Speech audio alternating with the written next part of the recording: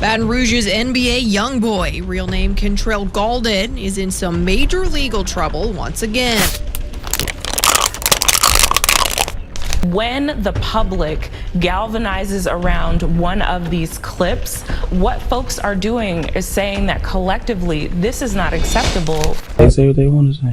There aren't that many times a rapper single-handedly ruins their career, but in these 8 cases, each of these rappers blackballed themselves. Back in 2017 to 2018, Trippie Redd was fresh off of his breakout album, a massive hit with the late XXXTentacion, released multiple songs that would later go platinum, and was even rumored to be on Drake's smash hit God's Plan. At the time, it seemed like he was on the path to superstardom, and in an era where every rapper coming up had tattoos on their face, reckless behavior, and clout stunts, Trippie Redd was the only rapper who escaped and found further success. He was the one that got away for SoundCloud rappers. But today, it looks like the fall-off reaper is coming for him as well, as years later, it's not looking so good for Trippie. In fact, you could even say it's pretty bad, leaving the question, how did Trippie Redd go from being one of the most promising young artists to falling off so hard his own fans aren't even sure if his career can be revived, all in the span of 5 years? My name is Rashad Bashir, and this is how Trippie Redd destroyed his career. But of course, before we talk about how his career went downhill, how to even get one to begin with. Trippie Redd has been making music for over a decade now, since he was young,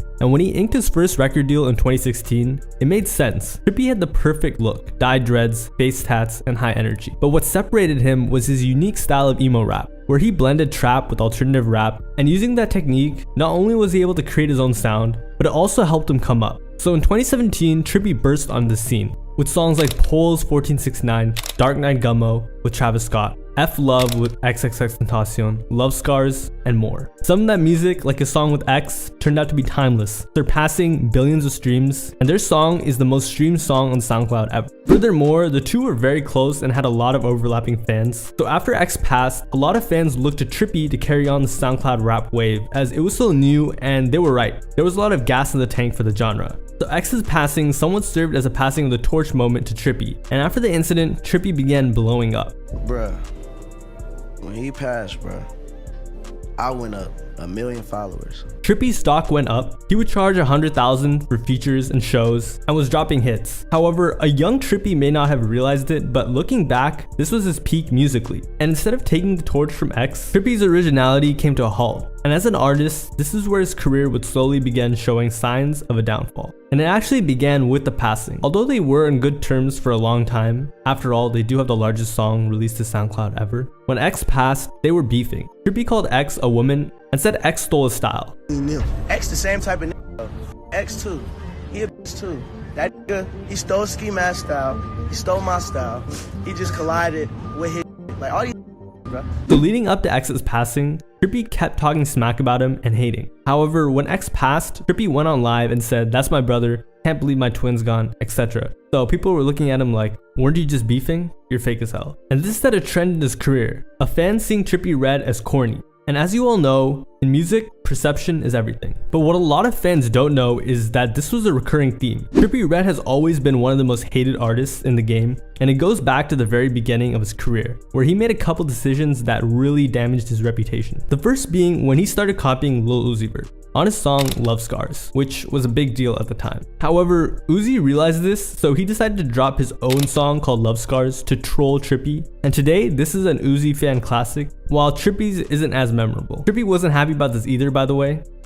14 stand for 1400. I got love scars on my face, bro. It should never come down to something like this. This should never be a problem right here. But in the end, he benefited. This was one of the first times Trippie Redd's name was brought up in front of people, and he got a lot of supporters and streams, and it did eventually become his breakout hit. But it wasn't a good look, and it was the first time he'd be seen as unoriginal, another trend that would end up haunting him for the rest of his career. And this wasn't the only time Trippie had been embarrassed early into his career either. He infamously got into it with 6ix9ine, of course, and not only did he gain nothing from that beef, he once again got embarrassed bad. So much so that at one point 6ix9ine had given Trippie the beats, overtaken him in popularity, and even stole his girlfriend. But none of that would cost him as much as his next mistake. At the end of 2017, Trippie Redd began posting pictures signaling he was linking up with Drake, and publicly posted DMs between him and Drake. Then, rumors began popping up that Trippie was going to be on Drake's song God's Plan. Listen, man, are you on that Drake song, bro?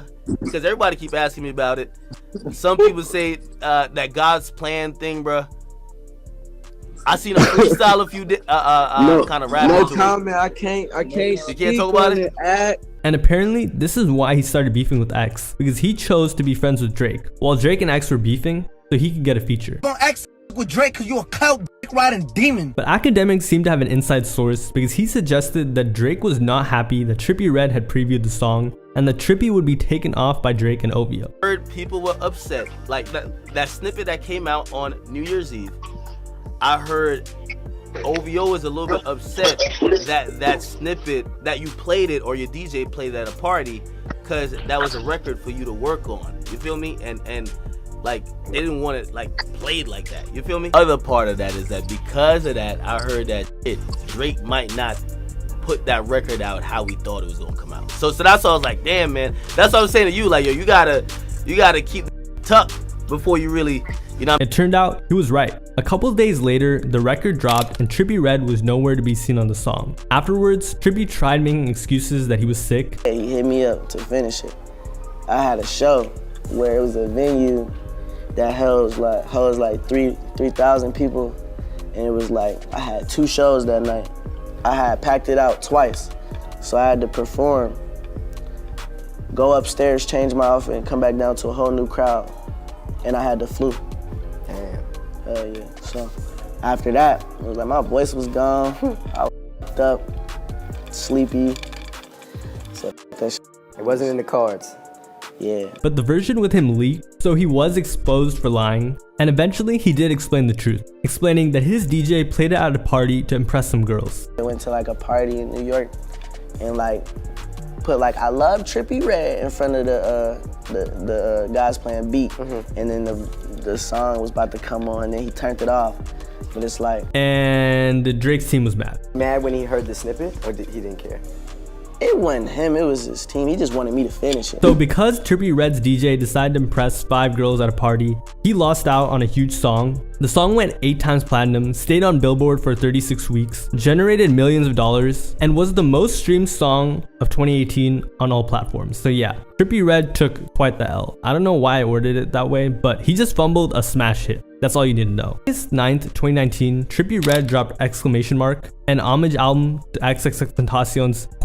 Album, but it only sold 50K, which is good, but with his hype, he could have sold a lot more. And fans clowned on him and the album like crazy, saying the Playboy Cardi feature was the only good thing about the album. And the hate got so bad that Trippie Redd removed it from the album, which just made the hate even worse, because now fans knew he was jealous. And once again, it was another blow to his image. However, Trippie Redd said watch this and dropped A Love Letter to You 4, selling 104,000 units in the first week, and this ended up becoming his highest selling project of all time, silencing all the haters. And he was back in the position before, where he didn't really have much to prove. However, in 2020, there began to be signs of Trippie not being able to do so well commercially, once again when his album Pegasus, quote unquote, flopped, selling 61K in the first week, which is pretty good, but once again, his fans believed he could sell a lot more. And of course, he didn't. But if you're wondering why people consider these albums flops, it was mostly because they weren't memorable and didn't have high sales, but also because he suffers from middle child syndrome in the rap game, which is the real reason why fans have such high expectations for him. He's between 2 levels of artists. He's not quite on XXXTentacion's, Lil Uzi, or Juice WRLD's level, today at least, but he's also not on the level of the SoundCloud rappers either, like Lil Pump, Perp, or Lil Xan. So he gets the expectations of one of those big artists, but can't really compete with them, making him a lone wolf. He has half of both. He doesn't have as much of an impact and was never that big of a gimmick rapper, and he never leaned into either. Another reason why Trippie Redd started losing his popularity was one of the reasons he started gaining popularity in the first place, and it became evident right after Pegasus dropped. Trippie was always experimenting. For example, he dropped an extended version of Pegasus with Travis Barker that was rock music, Neon Shark versus Pegasus, which sold 20K. And because it sounded different, fans didn't like it and got rated horribly, but to be honest, it was pretty bad. But at the time, none of this seemed like a big deal, because remember, 60K is not bad. It's actually really good and way above many other artists. After all, he did sell 100K as well, which is extremely good. What he didn't realize is all of this would one day add up and he'd have to pay the price. Coincidentally, fans actually warned him of this. A fan named Jake wrote an article that shared the frustration of many Trippie Redd fans, titled The Downfall of Trippie Redd, where he said he warned Trippie, explaining, despite the commercial success, Trippie's past 3 albums were lackluster and just not very good. So fans were trying to let Trippie know that they weren't really rocking with these albums, but he ignored them because of inflated commercial numbers. In the last sentence of the article, the fan wrote, "Trippie's next album may be his last chance to redeem himself." And boy oh boy, actually I can't believe I just said that. Trippie Redd redeemed himself. Trippie wasn't about to let his career simmer down like that. And after selling 20,000 with Travis Barker in the beginning of the year, in December, he previewed a new snippet from his bedroom with an entirely different sound called Mr. Rage. Then the snippet blew up through TikTok. Eventually, Trippie shared that Playboi Carti would be joining him on the song as well. And in May of 2021, it dropped, along with the music video. It would go on to become the most memorable rap song of the year, and there was so much hype, he was even able to capitalize off of it by dropping an album entirely in the sound of the song, Rage, called Trip at Night. It was a huge success, selling 82K first week, and he finally got a Lil Uzi feature, who he was a big fan of, and even Drake blessed him with a feature. After that, in March of 2022, it was announced that he signed a 3-album deal for $30 million. And just like that, his career was back on track, and in terms of numbers, better than ever. But it wouldn't last long. In 2022, Trippie Redd was once again being clowned for copying his peers, but this time it wasn't about Lil Uzi, it was about Playboi Carti for copying his look completely. And I'm not gonna lie, it's hard to act like Trippie Redd didn't just straight up copy Carti. He had the same dreads as Carti, he was wearing the same Rick Owens boots as Carti, posing like Carti,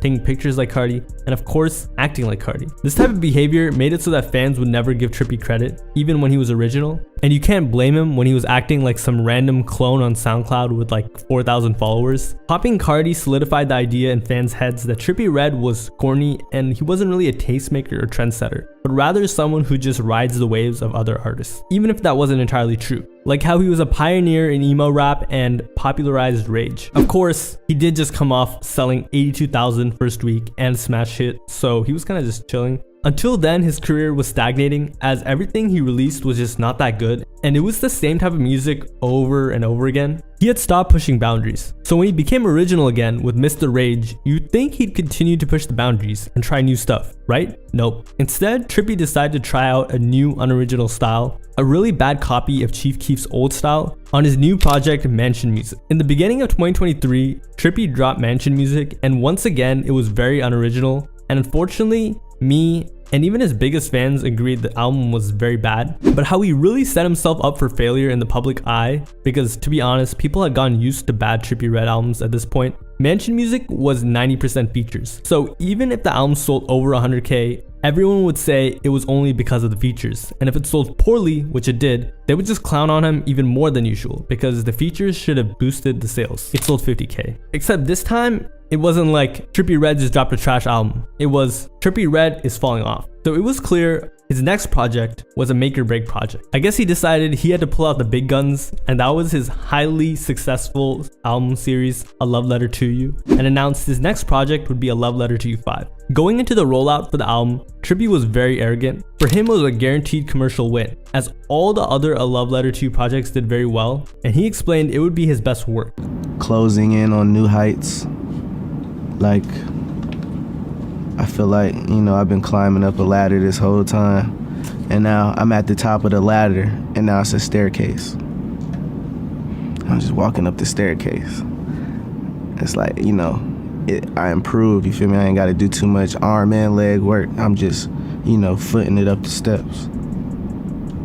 These were very big words and they set high expectations. A Love Letter to You was his first breakout project. Love Letter 3 sold 85,000 and the fourth album sold 104,000, his highest selling project of all time. So for the fifth and final one, people were expecting something special. And in August, when the album dropped, it was far from his best work. In fact, it wasn't even close. He made a desperate attempt to try to bring back his old emo sound. I'm not trying to be experimental with this project. I'm really just trying to drop straight Trippie Redd hits.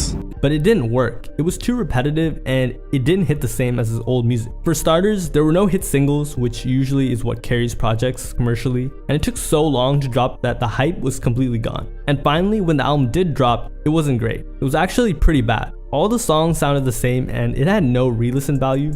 It feels so non-essential. For sure, again, this is his softest project yet, but that doesn't necessarily mean it's playing to his strengths. I'm feeling a strong 4 on this one. But here's the worst part. Trippie had tried to recapture the sound of the old love letters, but his voice had changed so much, it didn't work. Instead, it sounded really weird and nasally, and fans have actually said they agree. Unfortunately for Trippie, the majority of his hits were from when he was a teenager years ago. Back then, he was young and his vocal range was expansive. But today, his voice has changed through age and eating a lot of grass, and a lot of the melodies he used to be able to sing, he can't anymore. For example, a fan went to one of his shows and explained Trippie could no longer hit the notes that he once could when he was younger. So when the first week sales for A Love Letter to You 5 were announced, it was no surprise that they were abysmal, sitting at 38K, the lowest selling project of his since 2017, when he was coming up. So no matter how you look at it, it was a commercial failure. Gotcha.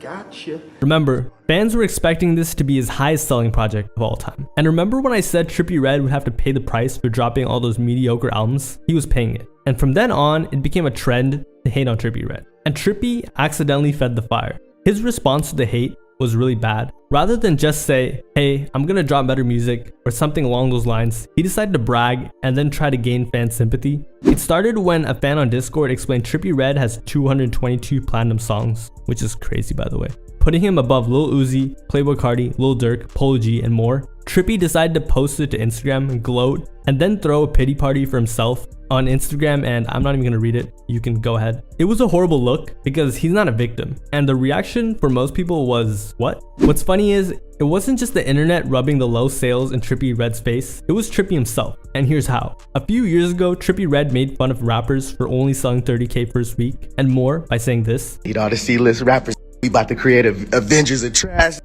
We gonna sell what? If we all put our 30,000 first week together, we gonna make $1 million. Gotcha. And there's a reason why they say to always remain humble, because your day may come, and Trippie's came when he sold 30K. The video made him a laughing stock because he was now in a position where he was clowning on himself, and even Playboi Carti joined the laughter by accidentally liking a tweet of the video. For a normal artist, it might be seen as a mistake, but Carti doesn't really give the fans anything, so simply liking a tweet was enough for people to take it as a diss on Trippie. And the fallout from this album and damage to Trippie's reputation and career would be catastrophic. Trippie began getting cancelled when he made a TikTok saying a video using one of his album songs, Last Days, with the most views would be getting $20,000 from him. The challenge commenced, and when a user got the most views on his album, he wasn't paid, so he was scammed by Trippie. Of course, fans were mad at Trippie for finessing them because they felt taken advantage of. And the theory was that Trippie's album flopped, so it no longer was in his budget to finance the giveaway. And even though he made it right later, it was after he got called out, and the damage was already done. And all of this raised the question, could Trippie Redd ever get back the big numbers he used to pull? Well, fans were about to find out. With A Love Letter to You 5 selling 38K, fans were saying Trippie was falling back into the underground, which, although it was an exaggeration and a joke, did have some validity because it was a clear sign he was falling off. But those low sales were a signal. What happened right after was proof. Earlier that year, Trippie Redd was going on a nationwide tour. However, soon after the abysmal album he dropped, A Love Letter to You 5, a lot of the dates were getting cancelled. These tour dates are getting canceled, as you can see by that red big button right there. Trippie claimed he was sick. I don't know if you can be sick or even like predict that you're gonna be sick for another couple of months. Like, this starts in September and ends all the way at the end of October, it looks like, or early October. So, but fans knew what was up. If he's canceling even these tour dates at the end, it probably means that he's just not selling them pretty well. Like, there's a bunch of seats there, maybe too big of arenas or stadiums or just venues.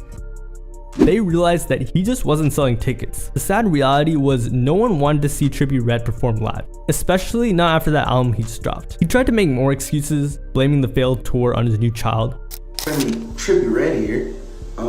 Just wanted to update you guys. So you guys have been talking about tour and why I canceled it. You want an explanation? So boom, I'm dropping a project named St. Michael, right? What if I was to tell you that's my son's name and I canceled tour because I had to deliver my son? Life be lifing. Y'all sitting there bashing me, saying all this crazy stuff. But tours take months of planning, so do pregnancies. So this was obviously a lie, because if it was the real reason, he would have never planned it in the first place. It seemed like Trippie couldn't catch a break. After the tour was cancelled, he decided to do one show for the fans, the one in LA, and it was horrible, according to fans who wanted their money back. Came to see Trippie Redd, super duper big fans. And then 45 minutes later, the concert ends. And I don't think we got our money's worth.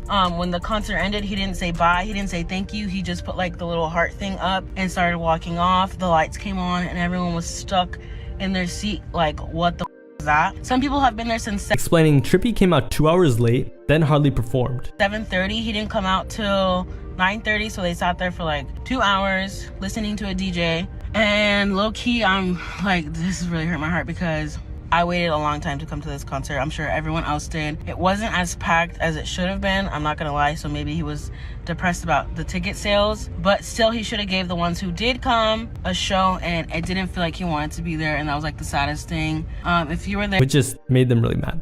Trippie Redd, you are a fucking fraud. You are a liar. You are a fucking scam.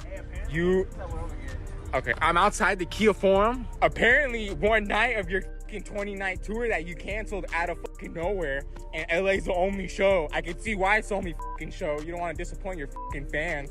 But to be fair, Trippie Redd did suffer a lot of personal issues that ended up overlapping with his career, especially the peers that he was once friends with that are no longer here. To me, a lot of Trippie Redd's early popularity came from being associated with people such as XXXTentacion and beefing mostly with people like 6ix9ine, but even X. Today, he can't rely on that. That community no longer exists, and he isn't equipped with the marketing pedigree to market himself all alone. So his career has suffered. And because of that, Trippie Redd's mental health has also taken a toll. For fans, losing XXXTentacion and Juice WRLD was sad because they were artists people listened to and had an actual connection with. But for Trippie, he lost 2 close friends and in an interview explained he was the last of his kind. Everybody from my era is gone. They all passed away. Everybody that was, you know, coming from the time period I came from, I was the last one. They was kind of before me, but it was even worse because they all came up together. All the same era. It was the sad music. You know, it's kind of like very like upsetting, depressing, disappointing. Like, yeah. And he could no longer talk to them. Kind of took a big toll on me though, because it was just like those were people I could call and talk to, and you know, they would really relate to me versus anybody else.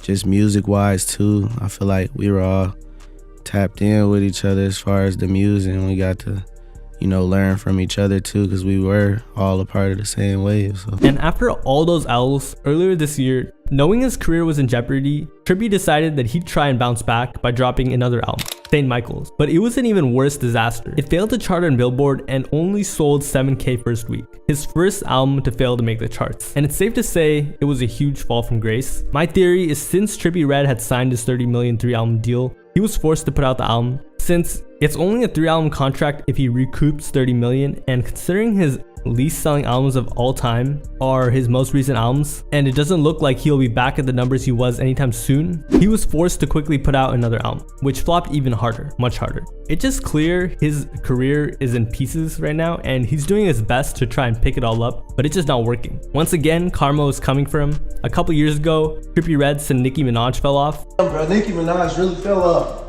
Oh God. Hey, you wanna call, I got my own fan base. You know what I'm saying? So it don't even matter what I say about them. At the end of the day, my fans still gonna listen to me. Gotcha. In 2023, Trippie Redd sold 7,000, Nicki sold 230,000. To put that in perspective, that's like 33 or 34 times as much as what Trippie sold. It was so horrible that even Trippie Redd's own fans realized he was falling off. On Trippie's subreddit, a fan made a post titled, "I feel like we are witnessing the actual fall off of Trippie Redd," and hundreds of fans agreed. One even said, "Everyone's just denying it, but for real, Trippie was on such another level a few years ago. I'm not saying he can't do a good song anymore or anything, but he's still clearly falling off." They even made a poll and agreed. And when your own fans vote and think you've fallen off, you might be falling off. Ever since Playboi Carti's breakout hits, Magnolia and Woke Up Like This, Pure Born has been one of the most coveted producers in rap, producing multiple Billboard hits and for the largest artists like Drake, Kanye, and Travis Scott. But what a lot of casual fans don't know is he's a vocal artist as well, with 3 million monthly listeners of his own. However, he still hasn't managed to blow up and hit the mainstream. Well, what if I told you it's partly because of how many people he's had beef with the likes of Juice WRLD, Lil Yachty, 6ix9ine, and more. I'm Rashad Fashir, and this is the story of how Pure Bourne blackballed himself. In 2017, Pure Bourne had a huge year. He produced Trippie Redd and 6ix9ine's breakout song, Poles 1469, that got them their first bit of attention, and then, as we all know, he produced Magnolia and Woke Up Like This, Playboi Carti's breakout hits, putting him on the map. So 2017 was no short of amazing for Pierre. He'd have massive success as a producer, and many were saying he had the potential to become the next Metro Boomin. However, it wouldn't take long for him to get into his first beef, which started with him standing up for himself as a producer. And it was with the infamous 6ix9ine. In October of 2017, 6ix9ine dropped Gummo on Worldstar's YouTube channel, and the video quickly began raking in millions of views, as viewers started wondering who this crazy rapper posted with 100 bloods and the number 69 tatted all over him was. And the song? Well, it was produced by Pierre, except the beat was never cleared by Pierre, and according to him, the beat was stolen. The beat originally came from a beat pack Pierre had sent to Trippie Redd. Trippie decided to use 2 of them, and without letting Pierre know, passed the 3rd one to 6ix9ine. At the time, 6ix9ine and Trippie Redd were formerly on the same label and were very close, except they eventually fell out and everybody took Trippie's side, including Pierre. And one day, to his surprise, Gummo, 6ix9ine's breakout hit, was put out for free on YouTube and SoundCloud. After seeing how successful the song was, 6ix9ine's label immediately began trying to clear the beat. The executives were telling him, because they were like, it's gonna be a big record, it's gonna be life-changing for you, like there's more situations out of this. Pierre said he didn't care how much they were gonna pay him, he was not clearing the song for release, and explained he wanted no part in it. I never wanted to have anything to do with that song just because of how they went about releasing it. It was very disrespectful. Very like, you, basically. Explaining he didn't have any part in the recording process. I wasn't involved in none of that. I don't even know where they recorded it. Right. I don't like stuff like that. The label was shocked, but a miscommunication due to him being out of the country led to the song being okayed by accident. So many no's to where it was a miscommunication that a no turned into a yes. He was in Australia. I was in Australia, bro. I never said yes. But somehow they miscommunicated or faked that they thought he said okay and put it out on all platforms without Pierre's permission. So one day, randomly, he saw it released on his phone. But this was on my phone. I see Gummo Apple Music. I was like, ah. Pierre was furious. He had actually recorded his own vocals over the beat, and before 6ix9ine dropped the song, Pierre was planning on dropping his own version of the song himself. However, when 6ix9ine dropped Gummo, it ruined everything for him. Pierre would come out against the song, calling 6ix9ine an op, and said him and Trippie would no longer be working due to the song being out, which he posted to both his Twitter and Instagram.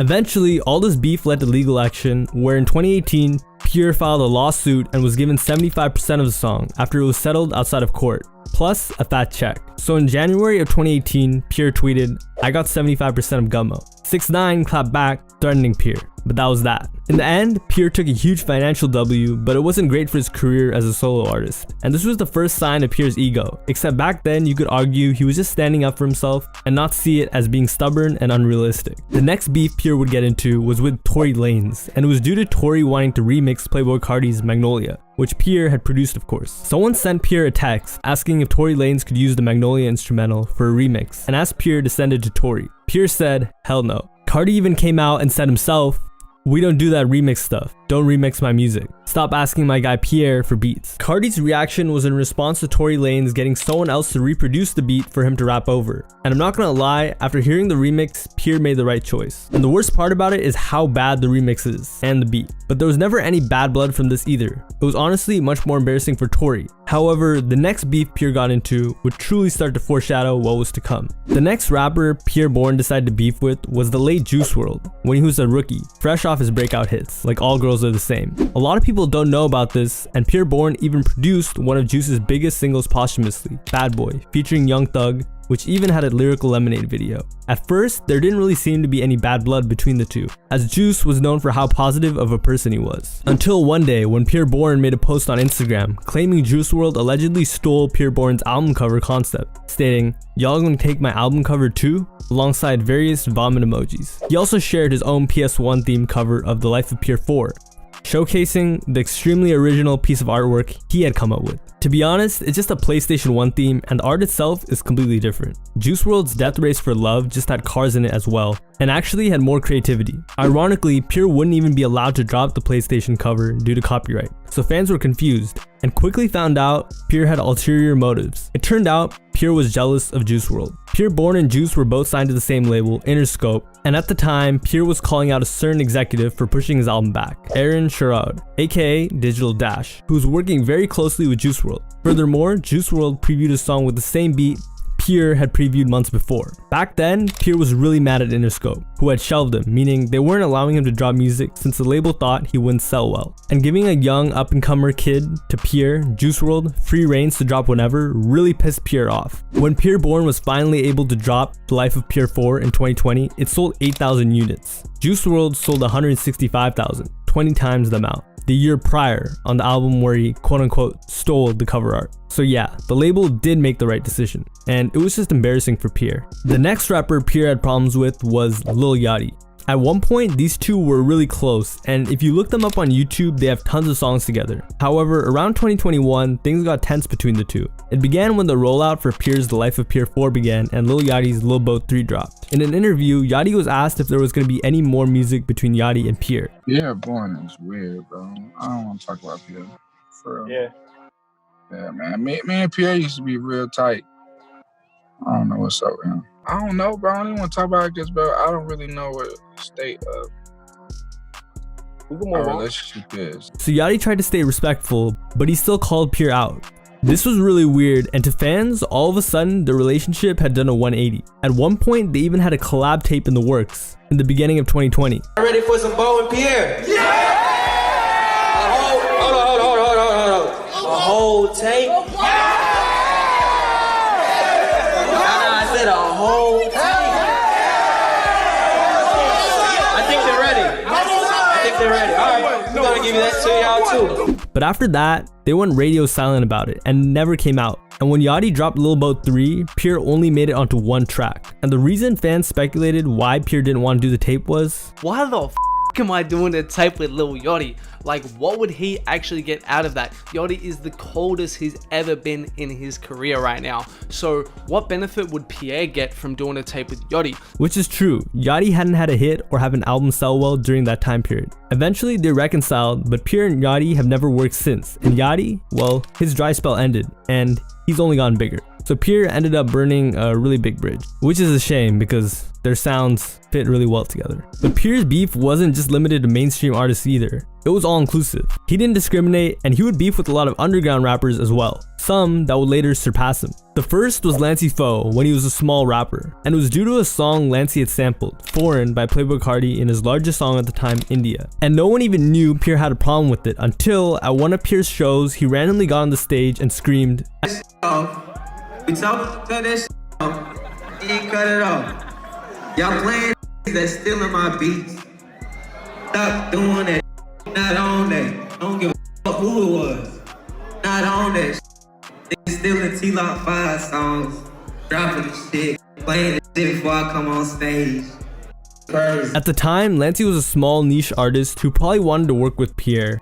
Honestly, it was completely unnecessary. As a producer, if anyone, Pure should understand how sampling works, and since the beat was put on all streaming platforms, it meant it was cleared. So the issue was just Pure's ego. Most people didn't even know Lancey sampled the song, and the song was so much smaller compared to Carti's song. So once again, Pure's ego got the best of him. Lancey and Carti would eventually become quite close, furthering the rift between Carti and Pure. And in today's scene, Lancey is a much bigger and more relevant artist than Pure. Pure wasn't just beefing with other artists, he'd have beef with his own artists that he'd signed to his own label. Pure's own artists, Shavo and Shark, began dissing Pure in 2022 and 2023. Claiming they weren't getting any help from him, and Shavo called out Pure for refusing to take him on tour, his own artist, despite landing his own large song himself, Michigan. He also said he was looking for producers, implying he'd no longer work with Pure. Since Pure is so acclaimed as a producer in rap, He has some really big connections, one of them being the man himself, Drake. Except their collaborative relationship stretches further than just songs being produced. Drake and Pierre have 2 songs together, where Drake sent him features. The craziest part is, fans like myself didn't even know until Drake commented,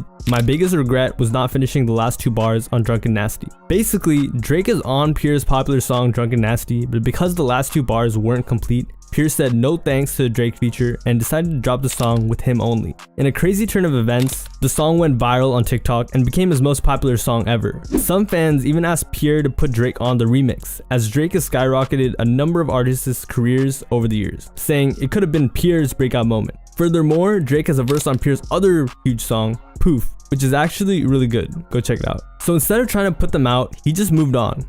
We had him on Poof. We had that man on Drunk and Nasty. You'll never hear it. But shout out to OVO, man. Drake just dropped. And he was laughing like he didn't fumble 2 huge hits. And by this point, fans began to realize Pierre was just wired different because he had so many genuine connections that he just let evaporate. The next person Pierre would have beef with was Trippie Redd. And this one was kind of sad because Pierre and Trippie go way back. In fact, Trippie was the one who originally gave Pierre his first entry into the music industry as a producer, back when Pierre was broke, engineering sessions in Atlanta. Pierre Bourne is one of my favorite producers.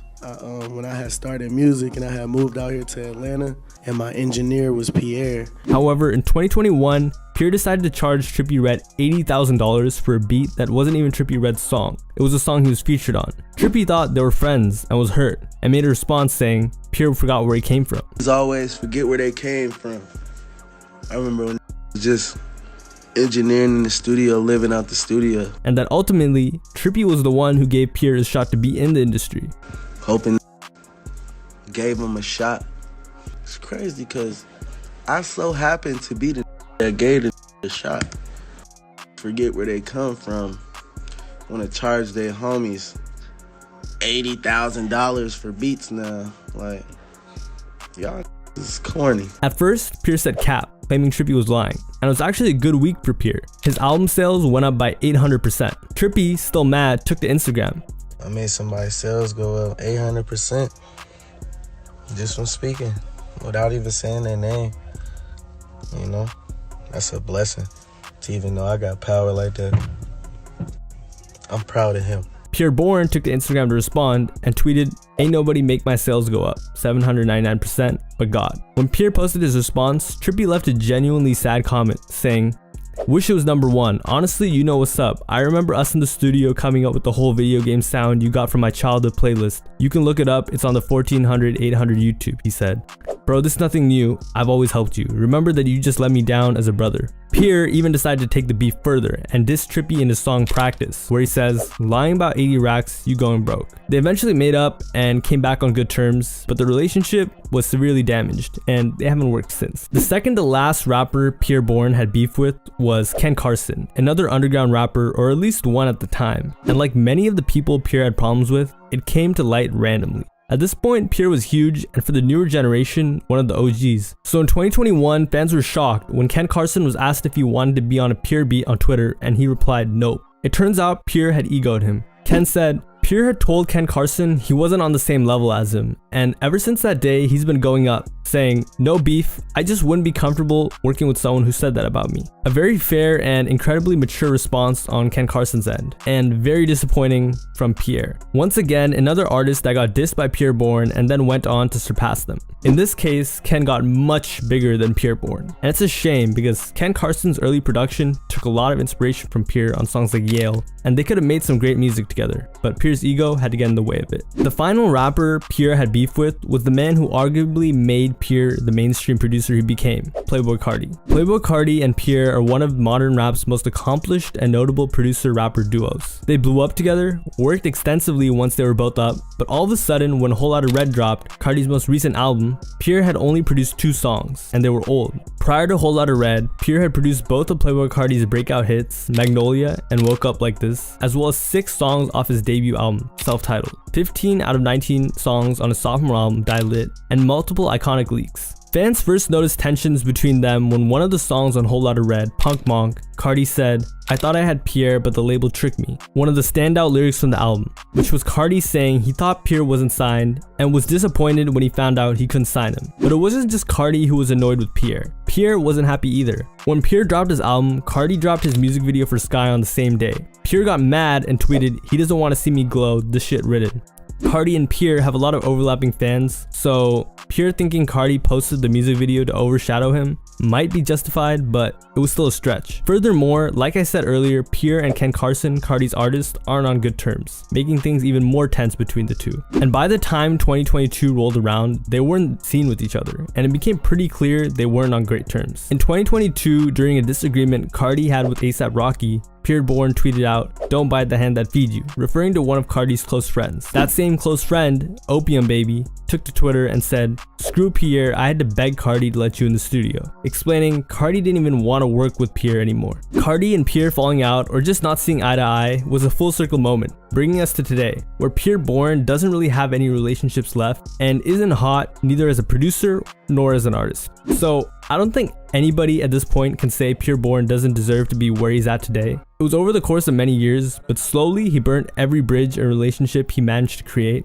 I made this video because often fans of Pierre come to his defense, like I used to, and blame the label or casual listeners for not giving him a chance, when in reality, it's really all Pierre's fault, which is a shame. And it's kind of hard to understand until you see the full picture. When Cometazine's career first kicked off, he was at the forefront of SoundCloud rap, on XXL's freshman list, and had a remix from A$AP Rocky. He was everywhere. And out of his peers from the cloud rap era, he had a sound that could have translated to the mainstream. But years later, Cometazine is no longer relevant, and it seems like everyone has forgotten about him, even his own fans. So what happened? Well, unlike most artists in this series, Cometazine didn't beef with too many people. Rather, it was his erratic behavior and how he moved. And if you never paid attention to how Cometazine acted in public and treated people, you might even be shocked. My name is Rashad Bashir, and this is how Cometazine blackballed himself. But before we talk about how his career went into the hole, how did he get so hot in the first place? Cometazine came up during the SoundCloud era, when artists like Lil Pump were hot, and early in his career he was even copying some of them, like TK and Smoke Perp. Cometazine's big break actually came when he got a music video for a song, Might Cop a Jag, featured on the platform Elevator, where a lot of underground rappers got their first push in the industry,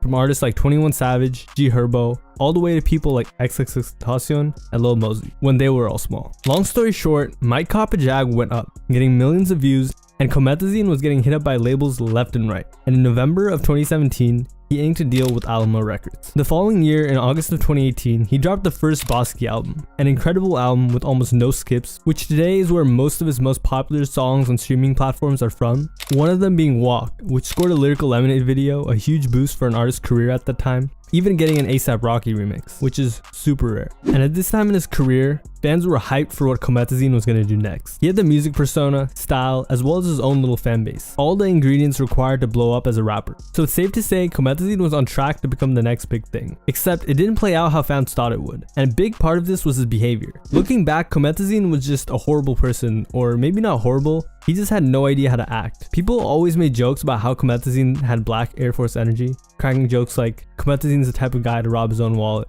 show up as a witness to his own trial, eat his own candles at his birthday party, etc. But Cometazine has a history of just acting a fool. For example, there's a video of him vandalizing a Target with a kid's bike helmet on. No Cometazine is. Hold up.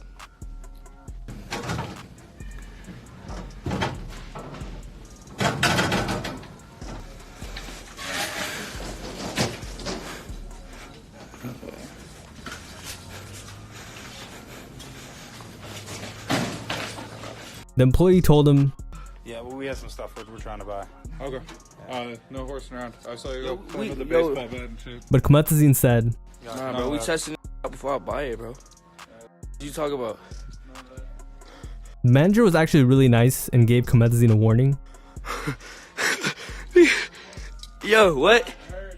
What do you say? But Cometazine said, You ordered. Nah, bro, we testing it out, bro. and continued to disrespect him. Man, shut the fuck up, bro. Alright, let me handle it. Shut up with all of you, bro. Yo, nah, fuck that shit, bro. Let's just buy your underwear. So the manager finally had enough and decided to kick him out. Bro, keep talking, bro. Chill out. Alright, okay. Bro. And afterwards, Comethazine got mad at the employee and said he was just being a real one. Called him a Jakes on me because I'm a real was just test driving a bike. There are all sorts of little instances of him acting like a douche. While shopping at a mall, Comethazine was approached by a heckler, but instead of just leaving, he decided to take matters into his own hands, if you know what I mean. That Comethazine. Hey, Comethazine, what you taking your shit out for? Oh, bitch, you ain't gonna. He'd also get into altercations with random people on the street. Man, you know what I'm saying, man? Even posting a fake video of him getting into an altercation with a police officer.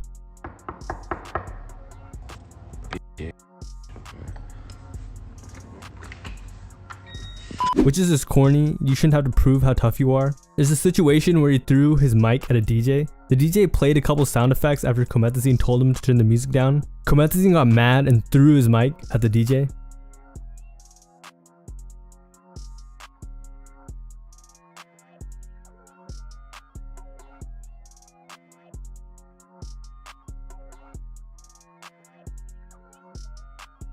There are even more videos of him harassing public workers as well. At a gas station, he got impatient, so he decided to grab what he wanted himself. I ain't gonna lie, I've been waiting too long for this to come back from the back. I'm finna get my own.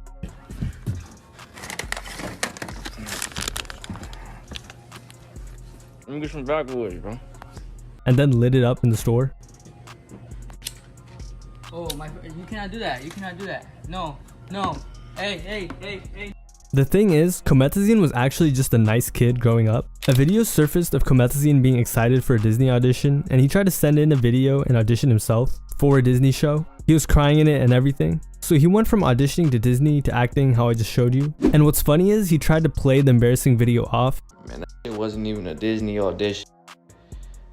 Believe whatever you say, but I was really just a young making a video, man. Disney.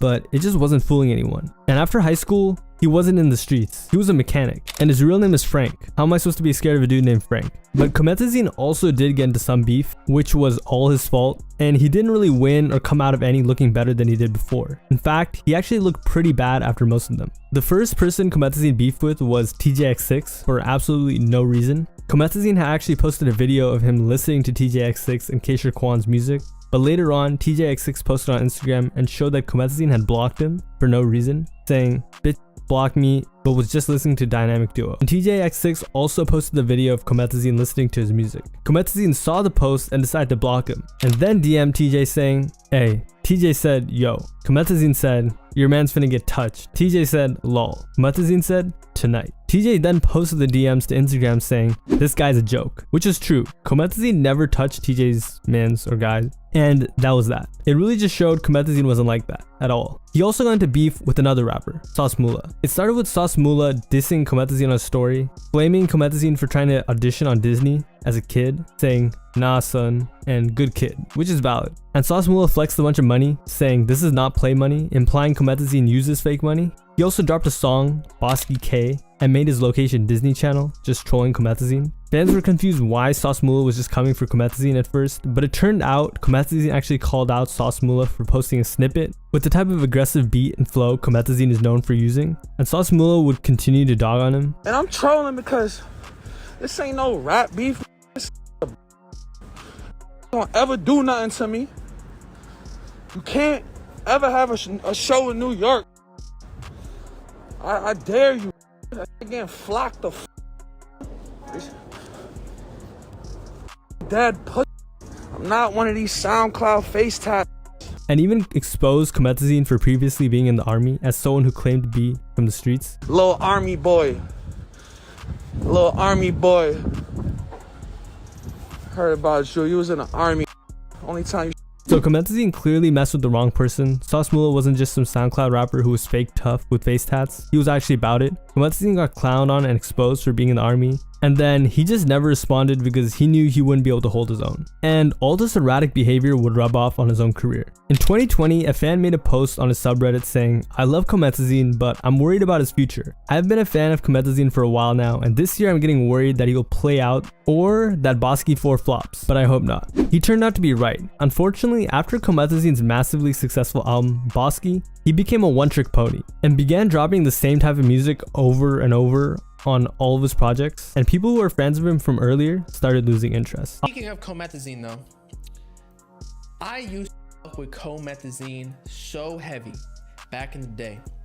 However, I feel like dude is literally making the same song over and over and over, rapping the same way, like there's no progression. Often we get mad at artists like Uzi, Trippy, and Cardi for changing their style so much, but we don't realize that we probably wouldn't be fans of them anymore if they didn't, and Comethazine is a prime example of that. Because I have surely fallen out of being a fan of a Comethazine. I honestly do not give one shit about his Comethazine project. You can drop the same type of song with the same flow once, twice, 3 times, maybe do an album around it, but you can't do it 200 times. Furthermore, Comethazine took a year to drop his album Bosky 4 during the pandemic, and despite promising the album, he just dropped a bunch of lackluster singles. And now that I think of it, he's probably looking for another hit, except as we all know, that never came. So after his Bosky album, due to the repetitive nature of his new albums, they stopped selling well and kept declining in sales till they were almost non-existent. His Bosky 4 album only sold 2.5k first week, and this is a screenshot from 2020. As you can see, none of his recent songs came even close to the numbers that his songs in previous years did. So without any hits, a lower amount of views, and the time spent off the Billboard charts, his music got lost in the thousands of people that dropped in 2020.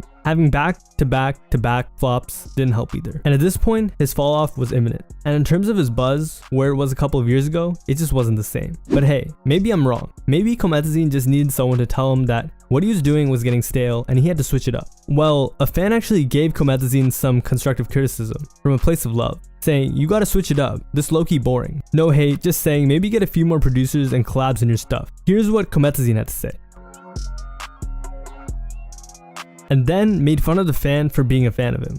Look at you, November 28th. Preview something. So lame, but so broke. This is like a new low. Imagine roasting a fan for caring about your career. So later, fans would just make fun of him, and Comethazine would get even more mad. For example, a fan made fun of Comethazine after replying to a story, making fun of Comethazine for getting beaten up by Wale and some nobody in Spotify first week albums. Comethazine got mad and said, "Shut the f you. Enjoy what I give you, ungrateful," and then said some things that can't be said on YouTube. And by the time 2022 struck, there wasn't even an ounce of hype left for Comethazine's music. Maybe I'm just hating. But I just still don't think Comethazine is gonna sell that much. We're gonna get in the next week,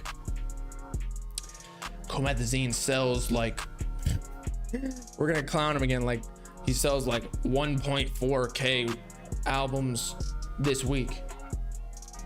Like, how much do y'all actually think he's selling? And by that time, fans on his own subreddit began making posts about how he fell off, saying, "It's confirmed, bro. Legit 0 copies and did 10 times worse than Comethazine the album. Grails were ruined. I think it's time to accept the fact that he fell off. Don't say, oh well, Comethazine is now only for loyal fans. This is the end of Comethazine. Sorry to break it to y'all. He does 0 promotion, talks smack to his fans, and then proceeds to block people when they ask for a song or album drop. But Comethazine did do some stuff right. He was ridiculously consistent. For one of his albums, he dropped a music video for each of the songs on the album, which is actually really cool, and more artists should do that. But after seeing all the criticism and the poor sales numbers for his previous work, for his next album, titled Comethazine the Album, he told fans he would finally be working with others and putting features on the project. But the night the album was dropping, he made the announcement, "The features are producers. Sorry, Comethazine doesn't mess with rappers. Comethazine the album dropping tonight. This is for the cult. Everybody who don't know us. We lead the underground daily." It turned out it wasn't just Comethazine not wanting to do features. Other rappers didn't really like him. I heard from when I was out in the mix, it's not necessarily always the fact that Comethazine don't rappers. It's just that this dude always tries, like in real life, the way he raps, apparently he like acts like he's that hard dude, but he's actually soft or something. And I'm not trying to diss. Another major reason Comethazine began to fall off was his label issues. Although Comethazine's label did so much for him, for some odd reason, he just decided he hated them and began beefing with his label. I got a label. And is it your label? Nah. So what's the label situation? No.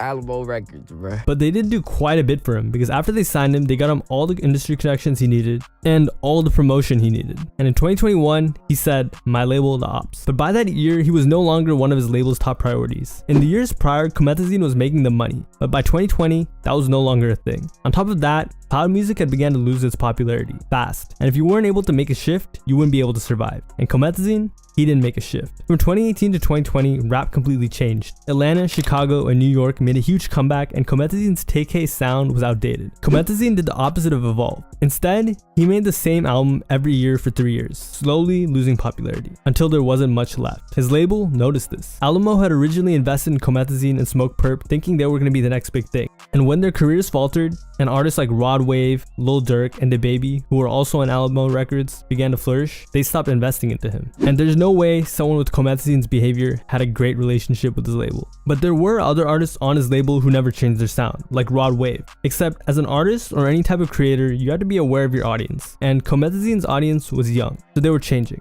Unlike Rod Wave, who were a bit older and more mature. Comethazine, he had to grow with his fans. He just didn't. So it made sense why the label wasn't going to push Comethazine as hard anymore. However, there were much more than just label issues. Today, Comethazine has completely disappeared. He's deactivated his Instagram and gone completely ghost. Earlier in the year, in the middle of 2023, Comethazine has his name as Frank Cole and some pictures of a film that he was starring in, shot by himself. And he was also making a TV show. I guess he was just trying to heal his inner child, but it never finished, as well as the movie he was making. So he got a little sidetracked. But aside from all that, the main problem for Comethazine is his biggest songs are all from 2018 and 2019, which is going to make it hard for him to come back all these years later. The momentum you have as an artist when you first blow up is like none other, and it's really difficult to rekindle once you lose it.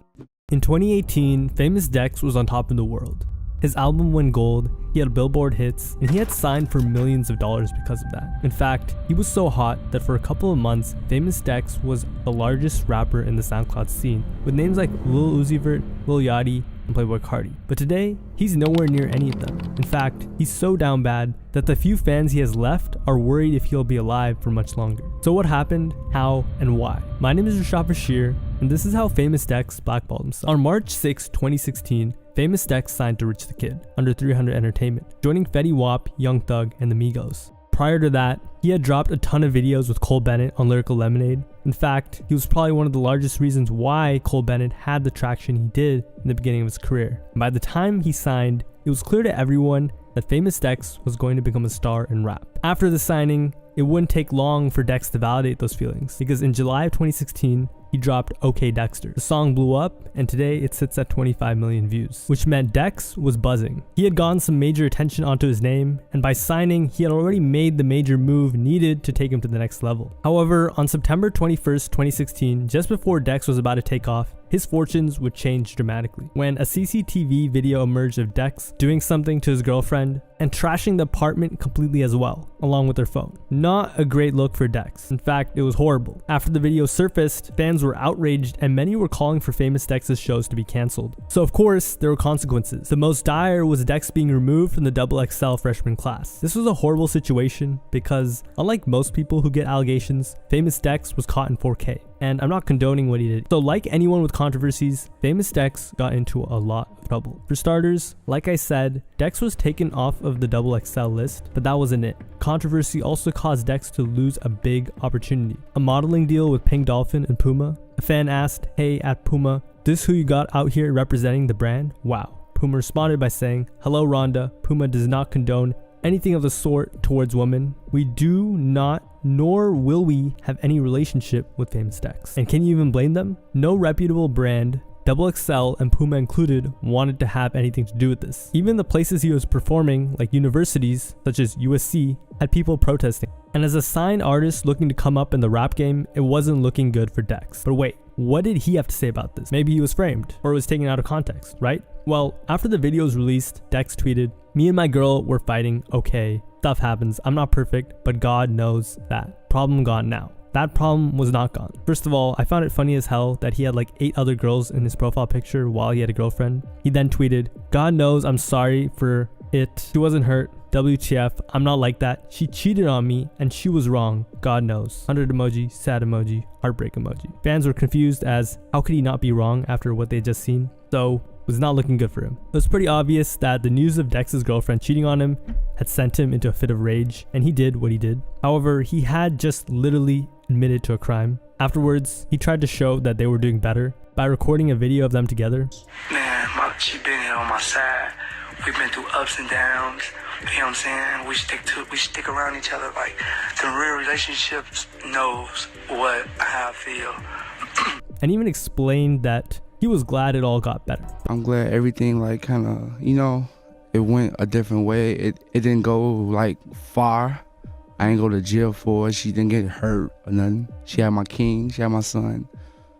And I just want to be forgetting about it. But that wouldn't really help his case. Fans were still mad, as what he did was very wrong, and there were no words that could really get him out of this mess. However, I guess he just got lucky because the controversy failed to stick, and rap fans don't really care if a rapper is a good person or not. As after this, Dex never mentioned it again, nor did the media, and slowly but surely, he dropped a ton of music and washed away the controversy. In other words, he kept it pushing. So luckily for Dex, charges were never pressed, but his career was in question at this point. After all, most people with allegations like that don't make it very far. Except, despite all the odds, Dex proved everyone wrong. Over the next 2 years, Dex would drop 2 hit singles, Pick It Up featuring A$AP Rocky in Japan. Pick It Up peaked at number 54 on the Billboard charts and went double platinum. Today, the song sits at 600 million streams, and the A$AP Rocky feature just solidified him as a mainstream act. But things weren't that smooth sailing, because in 2017, mumble rap was still a new thing, and Dex, being one of the leading names in the space, had a lot of haters and doubters who weren't sure he could make it with mumble rap. He explained he hated the stigma surrounding his name. I hate the new wave, bro. I love it, but I hate it because everybody always saying somebody sound like this, somebody sound like that. It's the new music. What the man? Stop saying that. And that this was the new wave. Oh, this sound like this. Okay, it's the new wave, bro. This is what we created. It's, you know what I'm saying? This what it is, bro. We ain't got them back-to-back Jay-Z hits, like back-to-back Nas hits no more. It's not that no more. I'm just saying, like, let's be honest, let's be real.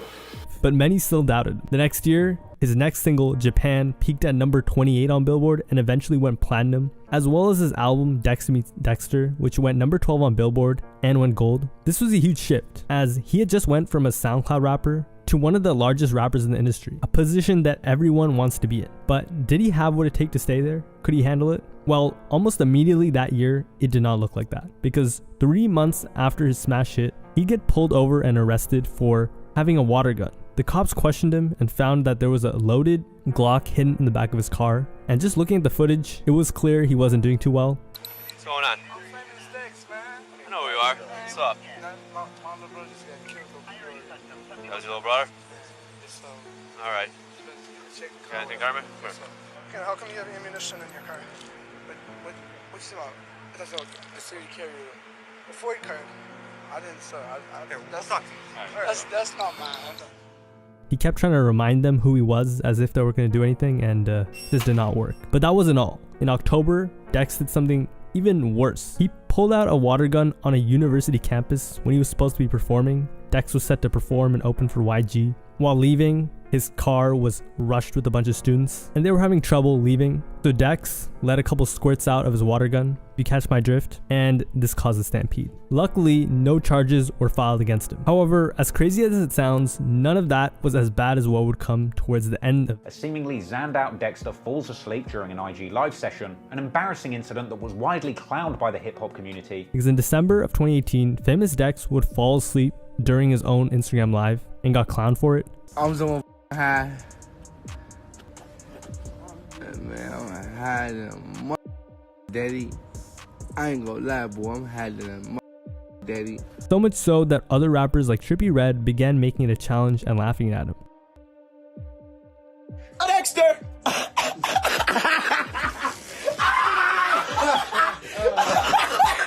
It was what many of those around him and his fans had feared would eventually take him down for a long time. After the situation went viral, his team contacted the media to say they were working. And within days, TMZ were reporting that people inside famous Dex's camp were worried that he had a serious problem. To make sure he got the help he needed. Saying that they've tried to get him treatment in the past, but he always comes back to these.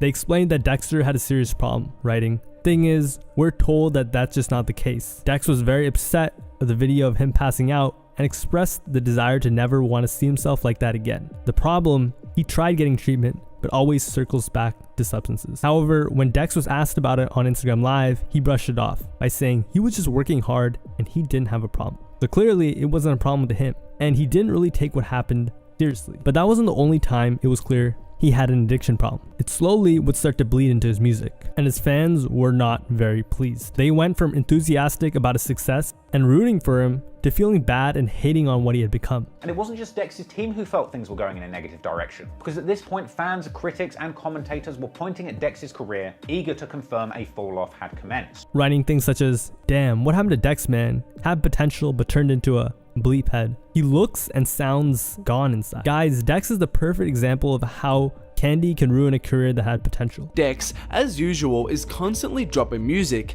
However, since his album, none of his video looses have been able to garner any huge attention. They haven't all done terribly, but none of them have caught on in the same way that some of his videos like With Your Bitch or Drip From My Walk have caught on in the past. Rather, they seem to be attracting a fair share of negativity as his fans have flooded comment sections with sentiments like these. The problem was, throughout his entire career, Dex had been plagued by his substance abuse. Until that point, it wasn't a curse. It was a blessing, since it was the reason his music was so upbeat and he had the sound he did. So for years, it didn't really affect him, as Dexter went up off of his high energy and had a pretty crazy come up and wave. However, after his blow up, so in 2018, I guess the substances came back to collect. You see, substance abuse was something that had plagued Dex since he was young. He would do all sorts of stuff like crazy, so much so that Dex could even be spotted in a 2013 National Geographic documentary eating candy.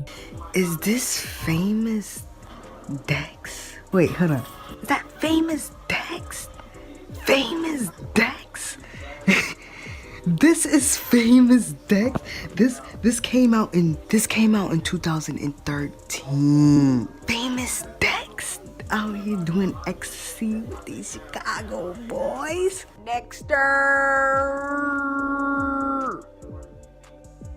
Y'all think he high. This wasn't something he had picked up in the entertainment industry. It was a habit he had fallen into as a result of growing up where he did in Chicago. And over the years, being in rap had only amplified it and made the situation worse. By 2018, he was spending exorbitant amounts of money on substances. In an interview with Say Cheese TV early in his career, Dex admitted that he had spent over $100,000 on lean in his life. Over 100,000. And I ain't speaking about these bro. These boy price my meal. I spend myself, or like me personally, like me spending my own money. And I don't give a if it's a deuce or put on, I spend over 100,000. It's on my mama, yeah. And spent $250 to $300 per day just on weed. And was fighting a serious problem, something that most don't overcome. I'm just fighting my demons, you know. Fighting a drug habit, you know what I'm saying? Like, no more pills. But his vices weren't all he had to worry about. In 2018, Dex's momentum seriously slowed down. It looked like his work ethic had come to a complete halt. He no longer was dropping every Monday, Wednesday, and Saturday like he used to. See, the thing was, now that he was a bona fide, or to be in the eyes of everyone, rap superstar, he could no longer drop as much as he'd like due to his label. And Dex simply wasn't ready for that jump. In the past, he could release music videos shot in someone's basement and it would get 1 million views. But the singles he was dropping in 2018 on his own YouTube channel were barely getting any views. Why? Because his music videos were normally posted to other people's channels, such as Lyrical Lemonade. So when he posted it to his own page, his music flopped. But they'll sign artists like that, and there are many examples, and then they'll make it so they can't release music as much as they want, because Famous Dex, the reason he blew up was because he was able to drop on SoundCloud like every day if he wanted, multiple songs every day if he wanted. He records really fast. And of course, his label was not gonna let him drop every other day. To top it all off, he even overdosed that year, and although he promised fans he would quit the heavy substances, it never happened. I quit. I don't do the no more. That's on my kids. You know what I'm saying? You would never ever see me with a double cup. You know what I'm saying? It fucked me up. I'm in the hospital right now.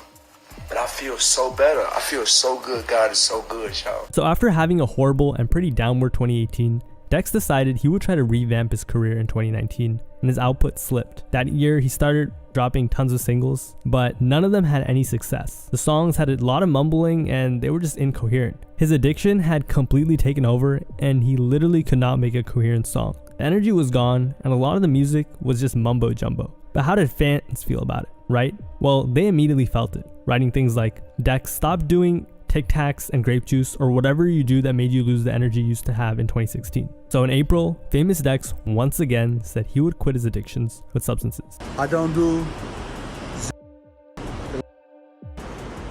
It's over with, you know what I'm saying? And afterwards, it looked like Dex had picked up some steam once again, dropping solo songs, music with his label Rich Forever, and fans were happy that he was making an effort to better himself. Unfortunately, that would not last long, because in November of 2019, Dex suffered from a seizure that stopped him from performing at a show. It was clear he was on something again. Afterwards, sources close to him said, "We wish Famous Dex a speedy recovery after these seizures last night. He's currently in good spirits and hopes to return to finish his new album." But that just wouldn't suffice. See, this wasn't the first time. It was like the 10th, and fans were starting to lose hope. And this time, rather than addressing it, Dex just went ghost. During this period of solitude, or really just inactivity, most fans of Dexter thought, hey, maybe he's just finally getting the help he needs, spending some time with himself, and just taking some much needed self-care time. So when he came back, he was good, right? Well, sort of. When Dex returned, he announced he was going to be dropping a single, or in other words, attempting to make a comeback, which was slated to release in the summer. However, before this could even happen, in April of 2020, he would return to get the attention of fans once again, and it wasn't popular. Famous Dex sipping and popping for fun went viral, and Dex had broken his fans' hearts once again, who wrote, "Not gonna lie, when I saw him pop that Tic Tac, it broke my heart. It's sad to see one of my favorite artists is handied up and washed up. But there was still hope, because no one had heard his comeback single, What I Like, which had 2 mainstream features, Rich the Kid and Tyga. Dex followed it up with a spree of music. However, none of these singles got any real traction, and by that I mean views/streams that an artist of Dex's size should have gotten. Or to put it bluntly, Dex flopped. But that wasn't the worst of it. After all, his singles were already underperforming, and it wasn't that serious. At the end of the day, other than the song with Rich the Kid and Tyga, they were just loosies. What Dex hadn't told fans was that he was gearing up to drop his sophomore album, Diana, named after his mother. He made the announcement after the single, and in October, he dropped the album. The problem was, it went double plastic. Not even that, double styrofoam. Selling only 4,000 copies first week, even less than Smoke Perp. But wait, somehow Famous Dex was trending on Apple Music. Maybe he still did have fans streaming his music, right? Nope. He was so fried that he thought he was trending on Apple Music, when in reality, he had just been looking at his own recent searches. What's even funnier and sadder, if we're being real, is that Famous Dex posted it to his Instagram, writing, "Don't count me out, heart emoji." And this is a meme that he's still clowned on to this day. The same month Diana was released, a project in honor of his mom, Dex was once again picked up for doing something pretty horrible to yet another woman. This time he was charged with corporal injury and a bunch of charges that began with domestic. However, this was just the first of 2 more arrests to come for Dex that year. Only a few weeks later, police were called to Dex's home for another domestic dispute between the rapper and a woman who was discovered with something I can't say in a YouTube video, but it's pretty serious. And things really got out of hand when Dex decided to have a standoff with a SWAT squad by barricading himself in his residence and staying strapped. Things did eventually de-escalate, and Dex was brought in on even more charges. Finally, he was arrested a 3rd time during what was supposed to be a routine traffic stop. He was riding shotgun in the passenger seat, but according to sources, he took that position a bit too literally, and they found a loaded water gun under his seat. He was already banned from carrying and was once again booked. But wait, it gets worse. In 2020, a video surfaced of Dex, and it looked like he had aged 50 years. Seriously, just see for yourself. It was clear the substances had messed him up, and fans realized he was in desperate need of help, writing, "Praying Famous Dex can get clean off these substances. Bro, I don't want to see this man trend for his death." And I don't know the circumstances, but Famous Dex looks like he's been using heavy substances. Dude looks sick. Someone help him. But Dex denied it. Whatever y'all worried about, get the off my dick. His fans just wanted the best for him, and if he was talking to his fans like this, imagine how badly he was talking to the people around him. At this point, Dex had hit rock bottom. Often people hit rock bottom personally, but maybe doing well professionally or vice versa. Dex had just messed up his entire life. Not only did his rap career hit a completely new low, his personal life as well. The worst part was, Dex wasn't aware of how bad things had gone, and nothing made it more evident than when he began beefing with King Von. In September, couple months before this incident, Famous Dex decided to beef with King Von. He did have a good reason to, as King Von had allegedly got Dex's old friend FBG Duck gone, if you catch my drift. However, beefing with someone only makes sense if you can come out on top, and Famous Dex was not going to come out on top, or even be able to hold his own. Instead, he just made a fool of himself. Dex began by dissing King Von and calling him a lame, and the B word. King Von, you a bitch. Suck my dick. You got 6ix9ine coming O Block. Do a ass song. Go get on 6ix9ine ass before you say anything about me. Cause y'all on y'all block. Disrespecting y'all dead. Von responded quite quickly, and although Famous Dex was technically mainstream, and Von was just coming up at the time, Von dismissed Dex as a groupie and flexed on him. We ain't gonna do that. We ain't gonna talk about no goofies on my shit today. No, we ain't gonna address it, cause I'll be low on myself.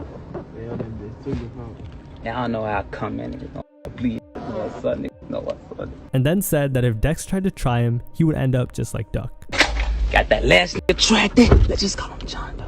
So instead of fans thinking Dex was menacing, which is what I guess he was trying to accomplish, Dex got made fun of for being on substances because there was so much froth coming out of his mouth. Famous Dex was trying to act like he was going to do something to King Von, who everyone knew had a lot of bodies, and overall it just looked like Famous Dex was a huge fiend. Dex also tried to get Von to agree to a boxing match.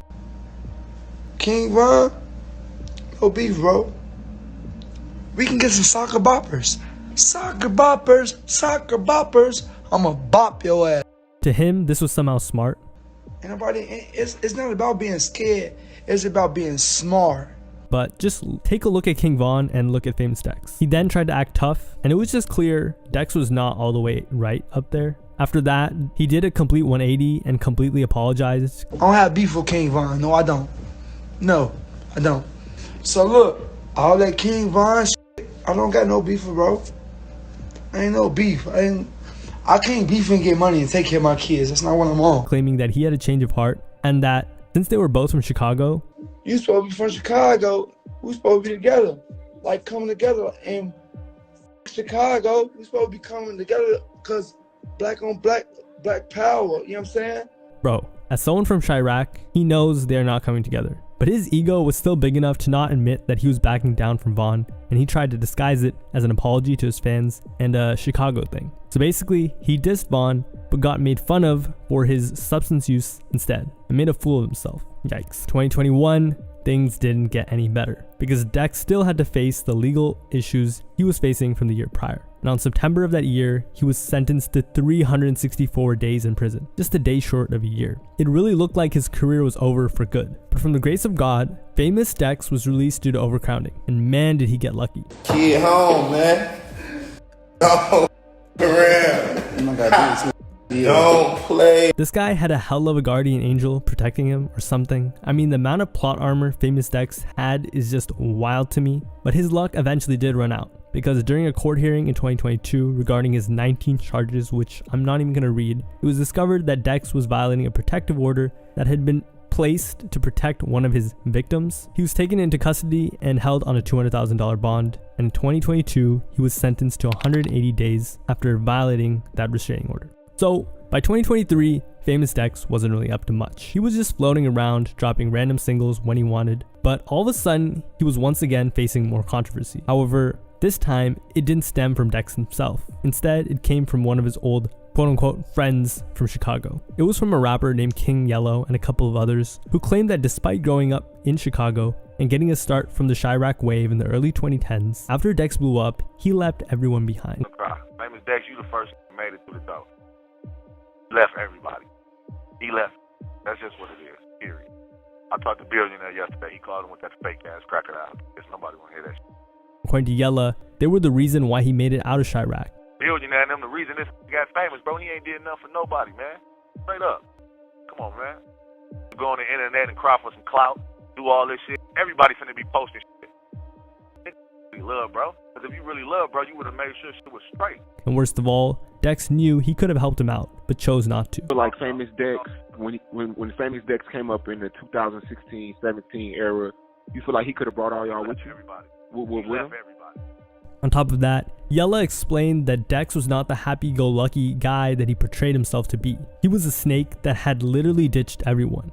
Dex is just not a genuine person, bro. He's just not. Like, anybody that leaves everybody, think about that.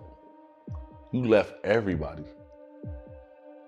He went to all rapper and these are my friends. Everybody. Oh, I love it. God, you don't even know these gang. Dex was a GD, that's a gang, and he had a deep connection with them as some family members were pretty deep in. But Yella explained that he had no real loyalty. He would just hang out with them when he was down bad. But he didn't bring nobody with him. He didn't even try. You had a platform where you could have blew everybody up. You're a GD. Lil J, he come from the cloth. You was just thugging with when you was a bum. So Dex had used his friends in Chirac, went up, and then left them behind. At least that's what the public had gotten from this. This may seem boring or irrelevant news, but you gotta remember how big the Chicago drill scene was. And any bit of info from it would always get people talking, or at least interested. So after all these allegations of ditching those that he came up with, fans were waiting for Dex to respond. And in an interview, Dex had this to say. When King Yella says you left everybody behind. Who is King Yella? A cloud chaser. Chicago rapper. A Chicago rapper. That's still in Chicago. Ain't doing. A grown ass man that's finna be 50 years old still when I interview talk about. We don't do that. Which was fair. However, King Yella's point still stood. The interviewer asked Dex about it. Do you feel like that pressure kind of got to you a little bit too? He explained it was never like that. All the people that accused him of ditching them were only saying that once he got popular, a tale as old as time. That pressure ain't get to me. You know why? A motherfucker never gave me none. How the pressure gonna get to me? How can the pressure get to me when the motherfucker never gave me none? Oh, now we Dex friend because he went to Cali and all this. Now we rooting for Dexter. Dexter. And candidly, Dex explained his real friends were all gone. You always go with them, they done dead, bro. They done dead, Sean. I ain't gonna lie to you, brother. They done, like, real life dead. They don't, rest in peace. There were a lot of opinions as to what Famous Dex had done, but I'll just let Dex explain himself. In the same interview where he gave the response, he explained that none of the people who said they deserved Dex's help when he was up were actually his friends. For example, when Dex lost his mother, no one came to her funeral. I lost my mom to breast cancer. I don't give a fuck about niggas. I have family. I have 3 kids, 2 brothers. 2 twin sisters, and I have 4 brothers. Nobody came to my mama's funeral and give me $1. Give a fuck about no nigga. In fact, he couldn't even afford a real funeral because no one helped him out with the funds. You know what happened? What happened? Had to get my fucking mama cremated, nigga. What you talking about? However, King Yella, who Dex did explain was a clout chaser, responded to Famous Dex's diss, and it wasn't pretty for Dex. Famous Dex, he said, he basically like clapped back at you in his Say Cheese interview, and he said that you're almost 50 and you're a goofy, and you know, he said that, because he was pissed off about you saying that he left everybody for dead. He explained he was just saying the truth. Truth hurt. Right. The truth hurt. But here's where he really got Dex. He started roasting Famous Dex for doing some really hard candy, calling him broke and saying he lost his YouTube channel, and explained that's why Dex lost his bottom 2 teeth, which was evident from his interview that Dex had done with Say Cheese. He's broke. He don't have nothing. You lost your YouTube channel, everything. Why? Because God don't like ugly. You a fucking goofy. You ain't even got no bottom teeth. Where's your teeth at? Then he tried to do the interview and hide it with a mask on. Where's your teeth? His ass smoke. What else make your teeth leave like that? You really think that's why he lost his teeth? Famous head like my song, man. He still got 2 hanging right here. I'm gonna punch over there and punch over here. No, that ain't what happened. He's smoking that famous. He got a new YouTube channel. Oh yeah? He ain't putting up no numbers no more. Famous Dex responded, and it was just sad. He explained he knew his teeth were messed up. Listen, y'all think I don't know my teeth up? I know my teeth up. Listen, it take process. I was saying this yesterday. They did my mold and everything. I gotta come back in 2 weeks. I gotta get surgery. Look. But he legally couldn't do substances anymore. I ain't going. I don't get high now. Look, guys, I am on. If I do I'm going to jail, guys. If I do drugs, I am going to jail. I cannot do drugs, guys. I cannot even smoke weed. Why? Listen, why y'all don't even see me post weed no more? I cannot do drugs no more, guys. He tried to explain that his personality was just the way he was, but no one was buying it. Listen, guys, I just want to say to all my fans, I am sober. I'm over sober, guys, because I like to have fun. This Dexter, this me. When I'm that's me, guys. That's just me. And fans continued to make fun of his missing teeth. Hey, this boy think he's slick. Hold up. Whoa, what are those, bruh? But King Yella wasn't the only one who said Dex wasn't there for his people. FBG Duck's mom also claimed that Dex left them behind. And she did have a point, because at one point Duck and Dex were really close. Here's what she said. Duck's mom, she tagged you in the post. And she said, why you ain't save him? Y'all was really homies. And Dex couldn't really say much other than he was sorry. Duck, I love you so much. How I supposed to say Duck when I ain't talked to Duck in years? I ain't talked to my Duck in years. And every time I talk to Duck, you know what he say? Hey, Dexter. I say, hey, Ducky. Hey, Dexter. Hey, Ducky. What you doing, Dexter? Nothing. You could really feel the pain in his voice. And again, Sean, if you ain't busy, you broke. I became busy. So sorry, Duck. I wasn't right there in Chicago that time. I wanted you to get out of Chicago. And finally, he explained that Duck was his brother and apologized to his mother. We stepped at Duck Mama crib before. And Mama Duck, if you feel some type of way, I just want to say I'm sorry. I love Duck. Duck was like a brother to me. Pretty respectable if you ask me. And Ducks also said that he had to take care of his own family. Because I got 3 kids now, and I changed my life. So I said, Chicago. But I never forget my city. It's just rough. It's rough, bro. It's rough. That's solid. It's rough. And Duck know from the bottom, from my heart, how much I love him. So maybe after all of this, 2 years of inactivity, and a lot of really underwhelming music, Dex would attempt to make a comeback. Nope. He would just get into more legal trouble. At the end of the year, Dex went on live to explain that he would have to turn himself into jail once again. Yeah, so I'm gonna just have my fun, have the best time with my kids for Christmas, New Year's, have a good time, and get out. And was facing multiple years. I'm not gonna do 30 years, y'all.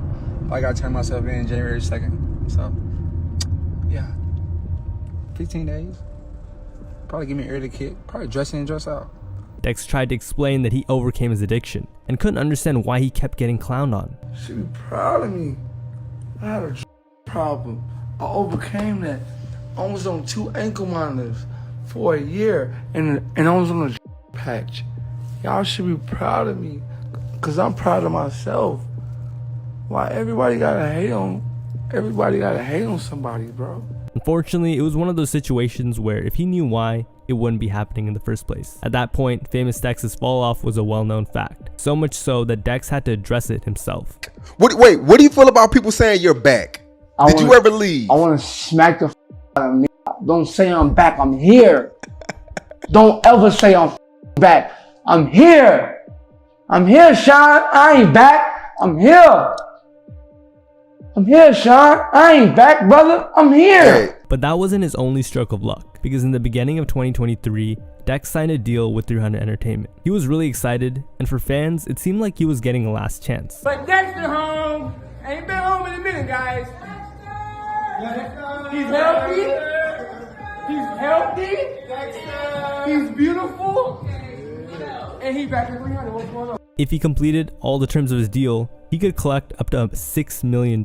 He also told everyone he was sober, saying, "I'm not doing candy no more. I've been candy clean for 11 months. I'm happy and healthy," Dex said before taking off his sunglasses to reveal his glowing skin. He then celebrated that he had signed a big deal with 300 Entertainment. So it looked like he was pretty hyped. That year, he also opened up about his addictions. He said his ego was his problem. He explained that once money started coming in, he spiraled, and that he didn't have yes men. It was the opposite. But we didn't have to worry about that anymore, right? Unfortunately, after the whole King Yellow situation and more, we would find out later that like most addicts, Dex wasn't telling the truth. And even worse, it wasn't the only bad news that would come for fans, because at the end of the year, famous Dex came out against Rich the Kid and explained he would no longer be a part of Rich Forever. So all of that brings us to today, where the fact is, famous Dex fell off hard. At this point in 2024, Dex hasn't uploaded to his YouTube channel in 2 years. He dropped one single called The Beehive and hasn't dropped on his official channel since. He now is posting onto a new YouTube channel and scraping by,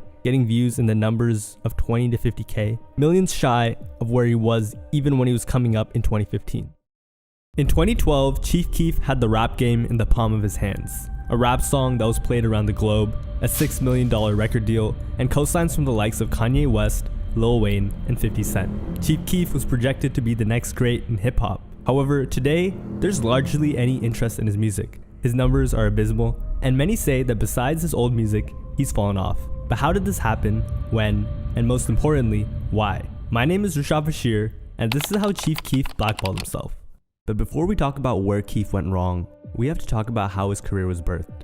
And what's ironic is that Chief Keef's wrongdoings were what originally propelled him to stardom. And by wrongdoings, I mean his run-ins with the law. Chief Keef's first documented run-in with the law happened at the age of 15. The charges? Well, a young Sosa was trapping, and since he wasn't 18, he wasn't charged as an adult and was sentenced to home confinement. While on it, he met a man named DJ Ken, who helped him release his first solid mixtape. Bang! And just like that, Chief Keef was suddenly a name in the Chicago rap scene, with the whole city keeping their eye on him. However, before he could capitalize, he found himself in some trouble. Keef is really Keith Cozart.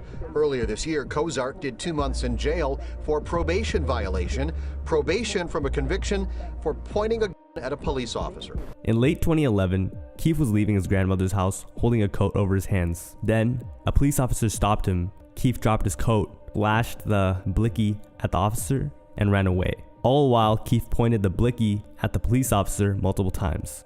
The officer even retaliated back, but to Chief Keef's luck, barely missed. Eventually, he was caught with a loaded weapon and was charged with multiple counts of aggravated assault and possession of a firearm. But once again, this curse or negative situation would end up bringing blessings and end up propelling Chief Keef's career even further. As this time, when he was on house arrest, he met Young Chop. Together, they made their first hit, and on March of 2012, Chief Keef dropped a song called Don't Like, quickly gaining tens of thousands of plays, eventually millions, and got so big that Kanye West himself eventually hopped on the remix. Fast forward to the summer of 2012, and Chief Keef was not just that young, budding star. He was to labels the next not big, but superstar in rap. Not only that, Chief Keef became a household name within hip-hop, and this spawned a huge bidding war, as every label wanted the next, or to be, next superstar in rap. Jeezy wanted him to sign Atlantic Records, Def Jam,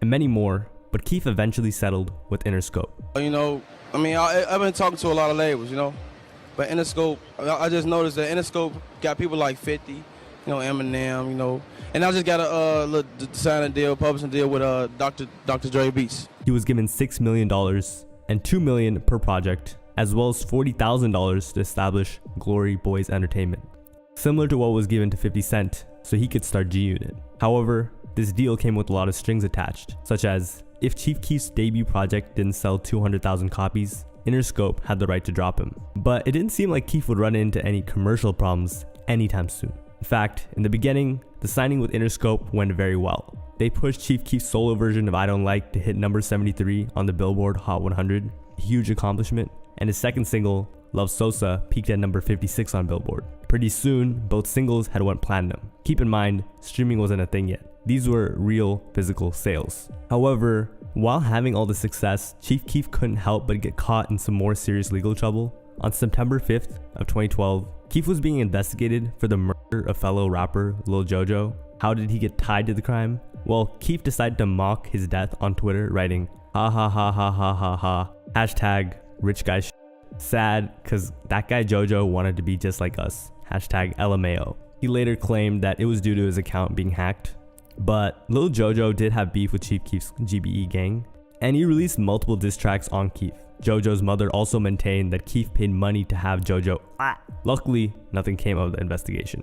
But just 1 month later, and Chief Keef found himself in even more trouble when a Cook County prosecutor asked a judge to lock him up after violating his parole. This was a response to a video of Chief Keef at a shooting range, which he posted to social media, but once again, God was on Sosa's side because the case got pushed to 2013. But hey, that's not all. That year, everyone wanted Chief Keef to link up with Lil Wayne, and it made sense. Wayne was the GOAT, and it looked like Sosa was going places headed towards the top of the rap game as well. However, not shortly after fans' wishes, a video surfaced of Keef saying this, but hey, maybe it was an accident. Nope, because Glow Gang allegedly sparked a the Wayne's crew at a club in Miami. Sosa's cousin, Tato, tweeted, "Just fuck the club up, Young Money K." Then, Tato's big bro tweeted, "Gave Mac Main of Young Money that Glory Boys Entertainment business," and also wrote, "Mac Main a bitch, he an op." That's Lil Wayne's childhood friend, by the way.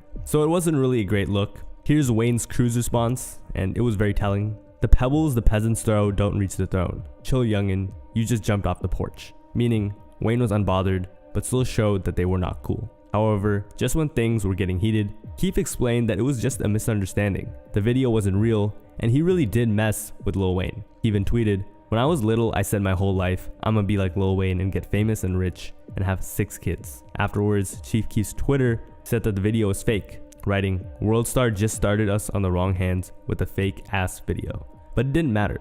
Chief Keef and his immature friends had just burned the most valuable connection one could have in rap in 2012. So it was clear early on in Keef's career, he set a trend of sidetracking himself constantly. However, all while this was going on, Keef was also promoting his debut album, Finally Rich. It was supposed to be huge, and eventually, at the end of the year, it was released. On December 18th, 2012, the album debuted at 29 on Billboard and sold 50,000 copies. And years later, went gold. Looking back, it did alright, with songs like Love Sosa and Hate Being Sober getting close to 1 billion streams on all platforms. But to Interscope, it flopped, as they didn't know the album would go on to be so legendary. For the first week's sales, they were expecting somewhere around 200,000. Keef struggled to sell a quarter of that. And from there on out, this situation created an awkward relationship with Keef and his label. It didn't help either when he missed multiple shows, violated his probation multiple times, and had tons of run-ins with the law. So many thought that Keef wouldn't last long. And their thoughts would only be confirmed when on January 15th of 2013, a court ruled that the gun range video was a probation violation. I guess it was. And Keef would be sentenced to 2 months in a detention facility. While he was there, he was featured on Yeezus, which was cool, but nothing crazy. When he got out, everyone expected him to lock in, but instead, he got in even more trouble. No, Northfield. On June 17th of 2013, he pleaded guilty to speeding and was forced to pay a fine, serve 18 months probation, and do 60 hours of community service, and undergo random drug tests. However, that year, he did somewhat lock in because he promised to release a ton of music and kept that promise. In August of 2013, Chief Keef announced that he was releasing the sequel to Bang, the famed mixtape that put him on the map. However, when it came out, everyone called it trash and it did not sell well. But hey, a couple months later, he dropped Almighty So maybe that would sell well, or at least be taken kindly by fans. Nope, it did just as bad and was rated just as bad back then. But his troubles with the law weren't over, because in October of 2013, Keef returned to jail for a probation violation after testing positive for funny grass. Then, on November 6th of 2013, just a month later, he was arrested on another probation violation, again for substances, and he was forced to undergo rehab after this as well. And at this point, I'm just getting pissed off, like, bro, just lock in. But after all of that, Keef finally explained that he did have a problem and admitted that's why his recent music was lacking in quality, saying, "My last 2 mixtapes were mistakes. I was on promethazine all drugged out. I was tweaking. I don't sip the lean no more though." This was a sign Keef was maturing, and he actually may have had the maturity it takes to have a long-lasting rap career. The label hadn't given up on Keef either, and they decided to continue to push his music by dropping one of his big singles, Hate Being Sober, with a Wiz Khalifa feature.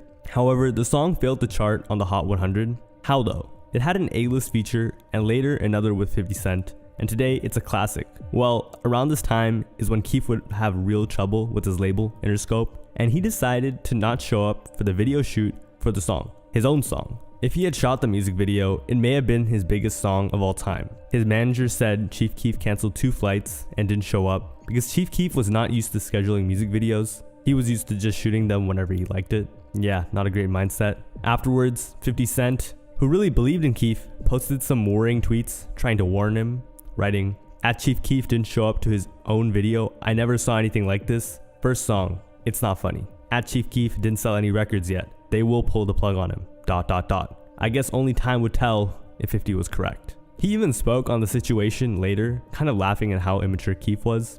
He said, "Yo, my bad. Like, I didn't know." You know what I'm saying? He's saying I was a baby. I was so young that I didn't know what was going, because he didn't show up to his own video. Right, I remember. We was in the desert with like buggies and all this other shit. He was like, I'm like, where you at? Me, Wiz Khalifa? No Chief Keef. And I'm like, wait. Like, I called him ahead of time, told him, get on the plane. And they was like, okay, could this in a jet? I was like, no, it's not the jet thing. You have to get on the plane. You understand? It's like you put out Wanksta, this is your In the Club record, and you're not showing up to the video. You see what I'm saying? This was horrible. Although Interscope wouldn't drop him, it was practically the nail in the coffin for the relationship. They had just gotten Wiz Khalifa and 50 Cent on a remix to a hot song of his, and he decided to not show up to the music video. He even asked for a jet. That's crazy. So it's safe to say, mainstream-wise, Keef may have been cooked. However, at the time, that wasn't his largest problem. There's a saying, how you do one thing is how you do everything, and the way Chief Keef was acting in the mainstream light was the same way he was acting back home at O Block. That year, he would get into some serious beef with his old best friends and people he would call family. However, in 2013, Keef would get into some serious beef with them, specifically Lil Durk. Chief Keef and Lil Durk both came up repping BD and have a lot of the same friends. They grew up with each other, so why did they start beefing, right? Well, Durk's block was right next to Chief Keef's block, so naturally they had a lot of the same friends, and both of their crews, OTF or Only the Family and GBE or Glory Boys Entertainment, were pretty close. In fact, they were so close that at one point Durk said that they were like family, literally, writing, "We all the same, Only the Family and Glory Boys Entertainment, everyone's family with two different names. Everybody says GBE and OTF, everybody grew together from the same block, everybody knew each other since they were kids. We grew up with each other and everyone just got different music styles right now doing their own thing." So what happened?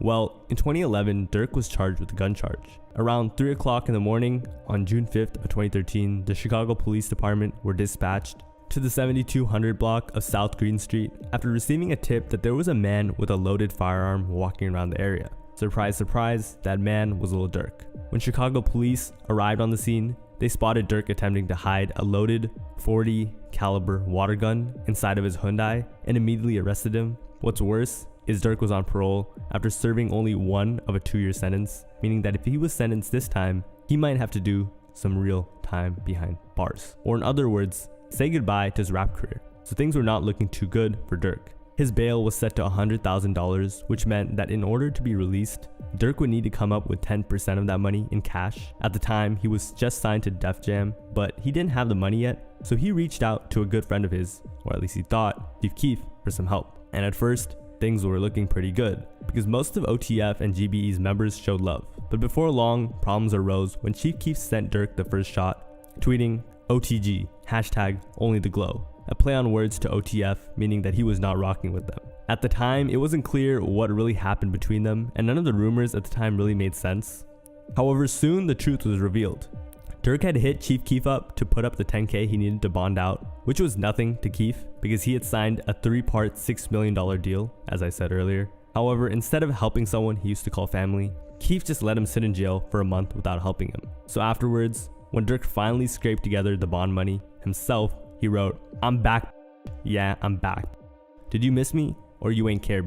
I'm free." This was a clear diss to Chief Keef, as it was the lyrics in his song First Day Out. Keef then tweeted, "OTG." And by that point, everyone knew there were real problems. But it was really made clear when Durk made some tweets of his own. He started by saying, "Shouts out Lil Reese, Fredo Santana for being 100 and not being fake." He then made some disses directed at Sosa, writing, "You would have been got if it wasn't for 300.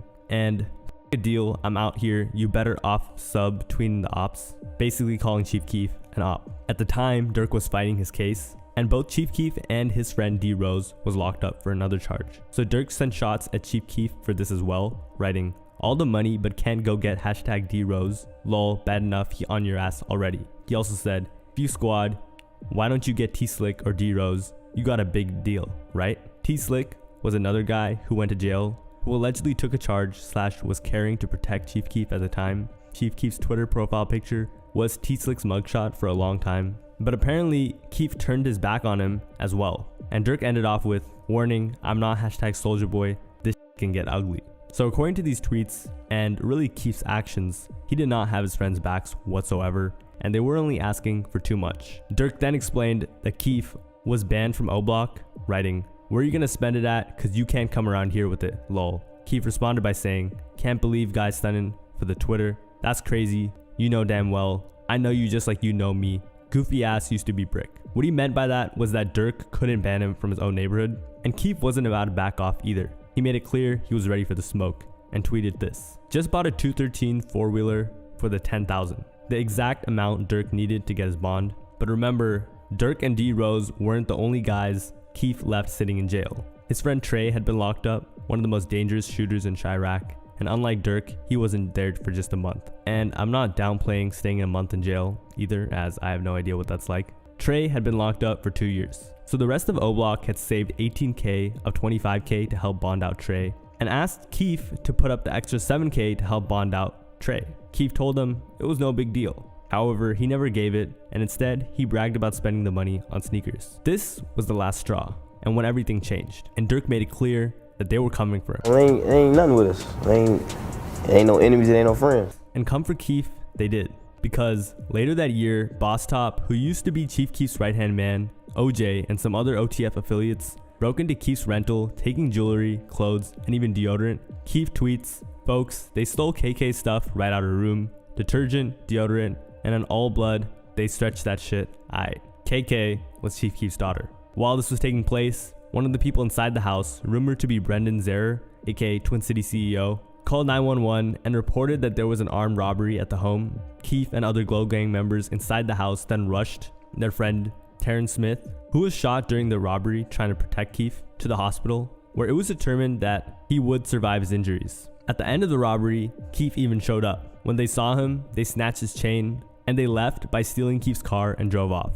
When questioned by authorities, nobody said a word, which resulted in no arrests being made, but officers in the Gang Enforcement Division released a document stating that the BDs were having an internal conflict and listed 3 photos of the persons of interest in the situation, with one of the people being Tyree Davis, aka Boss Top, also known as Chief Keef's best friend. Keep in mind, nobody was arrested because Keef and his friends refused to work with authorities, but everyone knew what happened. Afterwards, it looked like Keef was heartbroken, especially since his ex-best friend, or one of his close friends, Boss Top, who was known for wearing Keef's Burberry, was a part of the robbery.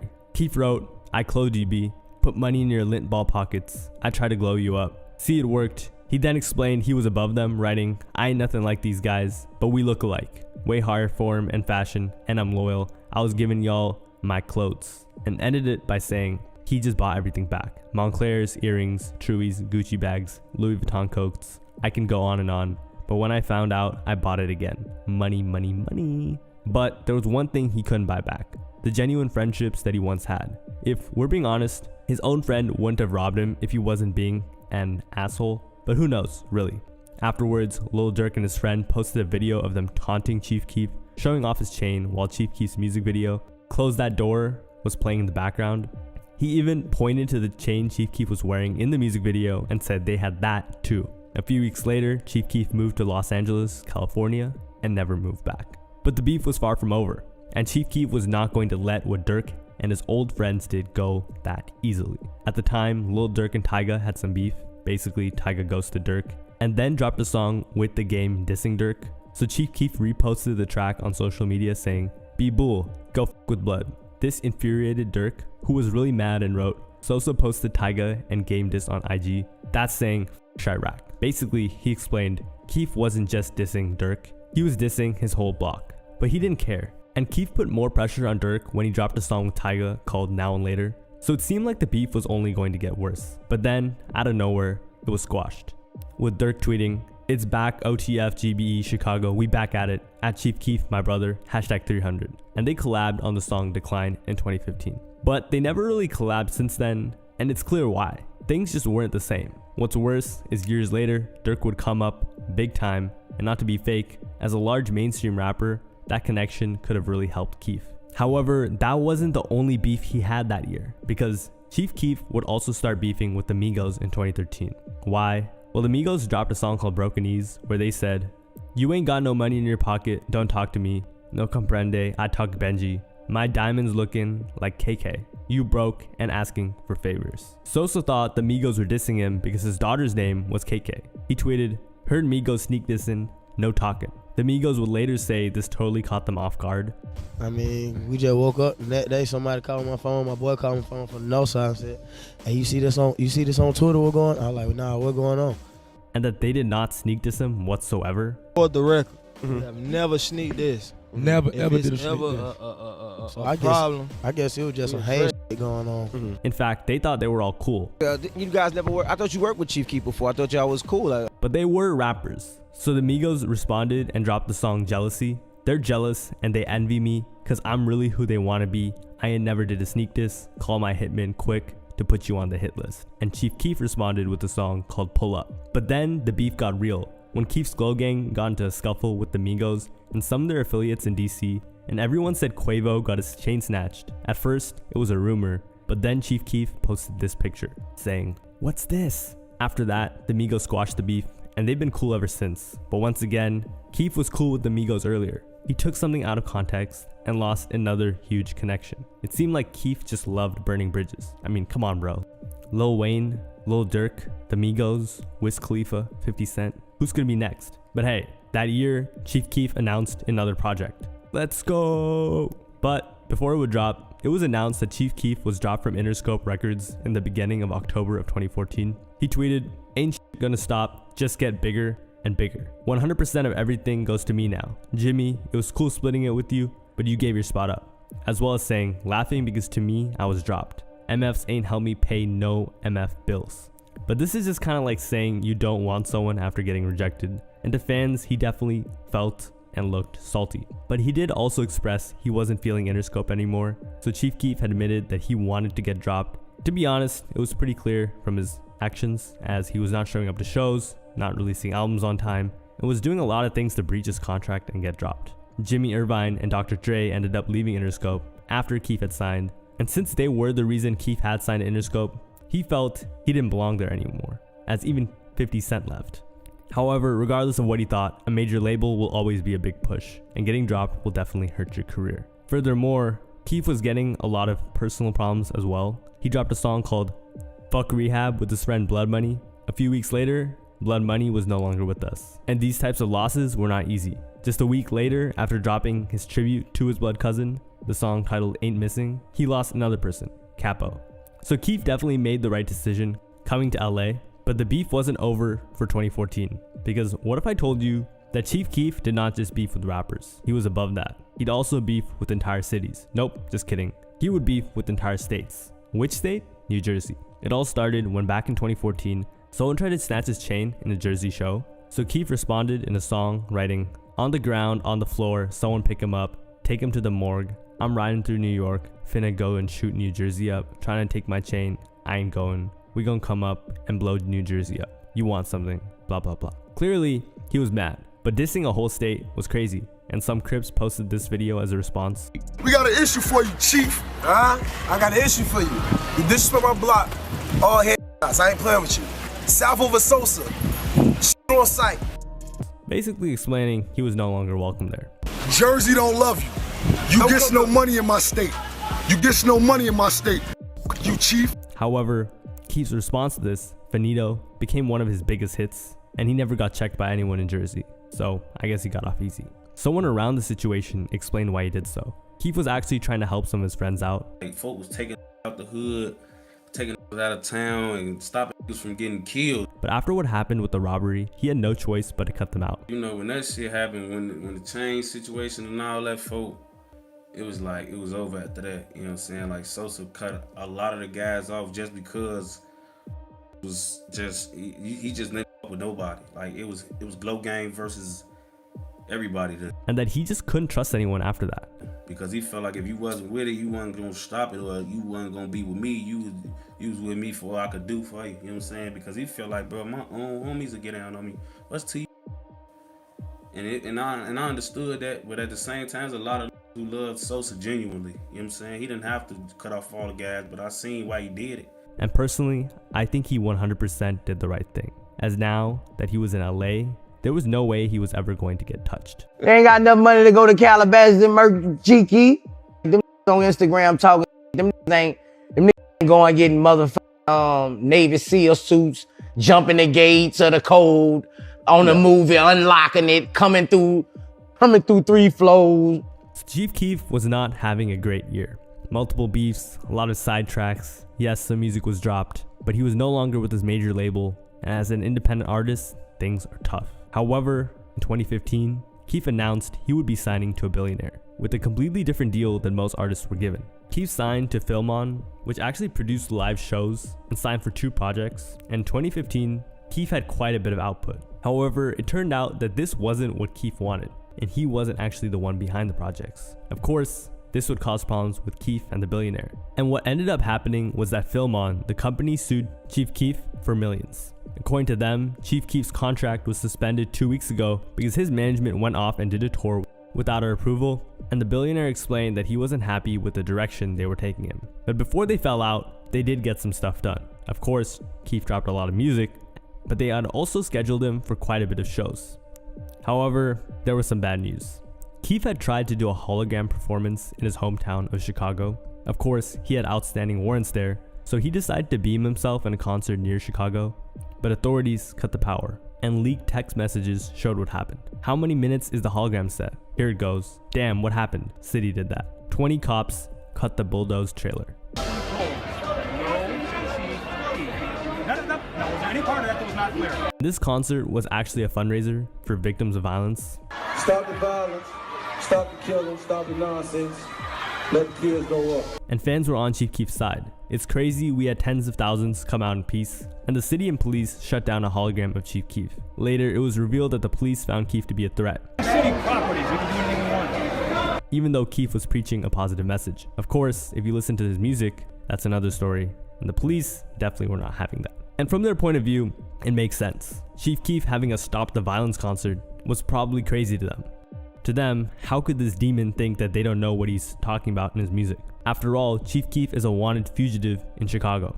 Afterwards, Keef didn't help when he dissed the mayor, but the concert being shut down was the least of Keef's worries. You see, when Keef left for LA, it wasn't because he was robbed, or just because he was robbed. He also left because he had to show up in court, and he never came in to do so, meaning, as I said earlier, he had outstanding warrants, meaning he couldn't tour because of his legal issues. The only way to fix this? Facing the music and heading to court. So it looked like Chief Keef was going to get locked up because nobody is above the law. However, he managed to stay out of trouble.